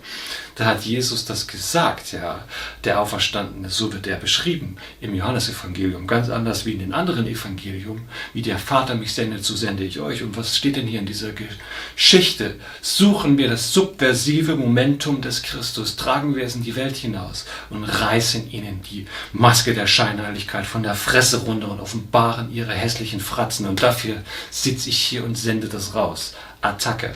Ja, wie der Vater mich sendet, so sende ich euch. Und tanzen wir seine bunte Vielfalt und seine Liebe in die Welt hinaus und seine Lebensfreundlichkeit und seine Zugewandtheit zum Leben, dass er das Leben liebt und dass er es gut findet und die Fröhlichkeit und das Feiern auch akzeptiert und sogar Wein gemacht hat. Johannes Evangelium auch, am Anfang steht das Ganze. Die Hochzeit zu Kanaan, der hat dort den besten Wein gemacht zum Schluss. Gott liebt das Leben. Er tanzt sich in die Welt hinein. Alle abgefahrenen, verrückten Reiche dieser Welt haben versucht, auch das zu beschneiden, kaputt zu machen, zu verengen, ideologisch kaputt zu machen, zu verhärten. Und alle diese Reiche waren dem Zerfall preisgegeben, sind untergegangen und sein Reich geht durch alle Reiche hindurch und nimmt zu und wird zu seiner Blüte kommen und hat mit ihm bereits begonnen, mitten unter uns, mit dieser Frau startet das sozusagen, wenn ich es mal so für heute sagen kann, ja, oder für diesen heutigen Text. In diesem Sinne, wie der Vater mich sendet, so sende ich euch. Und das andere ist für dich persönlich natürlich, dass dieser Christus, den ich ja schon mal erwähnt habe in einem Video, den ich mal selber gemacht habe, dass das natürlich das Symbol ist, dieser Jesus am Kreuz, ja, das Kreuz an sich, die ausgebreiteten Arme, der Korpus am Kreuz, dass Christus jetzt hier ist. Ja. Wir können uns ja nicht wirklich versammeln, Religionsfreiheit ist ja auch grundrechtlich verbrieft, hat ganz viel mit physischer Präsenz zu tun, vorm Altar zu knien oder die Sakramente zu empfangen und so weiter. Und das ist jetzt sozusagen die Online-Variante dazu, weil wir ja unter diesem Zeug leiden und deshalb muss ich es jetzt so machen und bringe es auch hier auf diesem Kanal. Ist mir jetzt egal, was andere davon denken. Das ist das Symbol, dass Christus jetzt hier ist und das heißt, wir können uns ihm auch nähern und er kann uns die Vergebung zusprechen. Also im Namen Jesu Christi kann ich dir Vergebung zusprechen und du kannst das natürlich auch gerne mit ordinierten Menschen in Anspruch nehmen, die dir dabei weiterhelfen und ihn dir nahebringen oder für dich beten können oder du zum ersten Mal beten kannst. Und es gibt auch so etwas wie eine Lebensbeichte. Ja, es gibt eine normale Beichte oder die erste Beichte oder irgendwie ein Bekenntnis, wie auch immer man es formulieren möchte. Aber es gibt auch eine Lebensbeichte, ja, zum ersten Mal, wo man sozusagen sich komplett auch vor Gott öffnet. Ja. Und das kann ich dir nur ans Herz legen. Wenn du das hier angeschaut hast und irgendwie getroffen bist, dann ist es jetzt der Moment des Christus für dich persönlich, ja, wo du ihn zum Beispiel jetzt das erste Mal kennenlernen kannst und auch eine Lebensbeichte sozusagen durchführen kannst und das für dich klarkriegen kannst, weil für mich ist das Thema emotional gut besetzt. Das hat mir wirklich geholfen und weitergebracht und mich gesegnet. Diese Frau offensichtlich auch, ja. Und viele andere, die das auch berichten können. Und da kannst du ja vielleicht auch mal googeln oder im Internet eingeben. Und ja, wenn du so jemand bist, der darunter leidet und da Veränderung erfahren will, vielleicht kann er dir helfen. Er ist jetzt da und man kann ihm sein ganzes Leben ausbreiten und vor ihn offenlegen, ja, und auch in einer ordinierten Seelsorge sozusagen offenlegen, weil da natürlich auch ein Schweigegelübnis herrscht. Da kann man alles ohne Scham offenlegen und ja, aussprechen, was auch der strafrechtlichen Verfolgung sogar nicht zugänglich sein darf. Das heißt, da ist alles erlaubt, wenn man das erstmal vor Gott klären möchte. Das will ich dir nahelegen und das ist meine Aussage, mein Angebot, dass du dich darauf einlässt und überlegst, hey, wie kann ich ihm einen Schritt näher kommen? Denn seine Präsenz ist da, auch wenn alle Reiche dieser Welt verengen oder irgendwie etwas Schlechtes fabrizieren, ist er dennoch da und er lässt sich nicht totkriegen und er tanzt sich in seinem Dreitanz, Vater, Sohn und Heiliger Geist, in die Welt hinein. Und seine Dynamik, sein Reich ist gegenwärtig mit seiner Person gegenwärtig geworden und er bürgt dafür mit seinem Kreuz und seiner Auferstehung und deshalb geh doch nicht so weg, ja, wie die Pharisäer. Also das ist ja das Problem, dass sie ihre Sünde erkannt haben, den Moment, wo der Messias, der Christus vor ihnen steht und sie gehen einfach weg und bleiben in ihrer Scham, in ihrer Sünde. Von daher die Einladung, da stehen zu bleiben und bei ihm zu bleiben, da ist noch mehr Platz, ja. Und da kann man jetzt sozusagen richtig in Fahrt kommen und ihn kennenlernen. Denn das ist eine Begegnung face to face, also ohne Maske, ja, die Maske fallen lassen und ihm face to face begegnen. Das ist die Einladung, ja, jetzt nicht wegzugehen, wenn du es jetzt erkannt hast, hey, nicht umkehren und weggehen, sondern sich auf ihn einlassen und auf dieses Abenteuer einlassen, was auf jeden Fall besser ist als die heißeste Affäre dieser Welt, sich auf ihn einzulassen. Also, ich hoffe, wir sehen uns da bald wieder bei ihm. In diesem Sinne wünsche ich dir alles Gute. Bis bald. Mach's gut und ciao. Ja, und bevor ich es vergesse, wenn ich jetzt hier da so krass eingestiegen bin, ich biete das natürlich an für Leute, die hier leben, aber dann gerne eine physische Begegnung auch und nicht irgendwie übers Internet, sondern dann, wenn du was aussprechen möchtest, bin ich hier auch gerne bereit, da Hilfestellung zu geben, wenn das hier jemand vor Ort sucht und vielleicht niemand findet oder kein Vertrauen irgendwie hat, sonst bitte zu den ordinierten Fachleuten gehen, die da auch weiterhelfen können und wenn man damit vielleicht nichts anfangen kann, dann natürlich auch zu den Psychologen und den ganzen ausgebildeten, sehr gut ausgebildeten Menschen, die da wirklich geschult sind, um da auch weiterzuhelfen in diesen ganzen Fragestellungen. In diesem Sinne wünsche ich dir alles Gute, Gottes Segen und bis zu einem weiteren Video. Alles Gute, tschüss.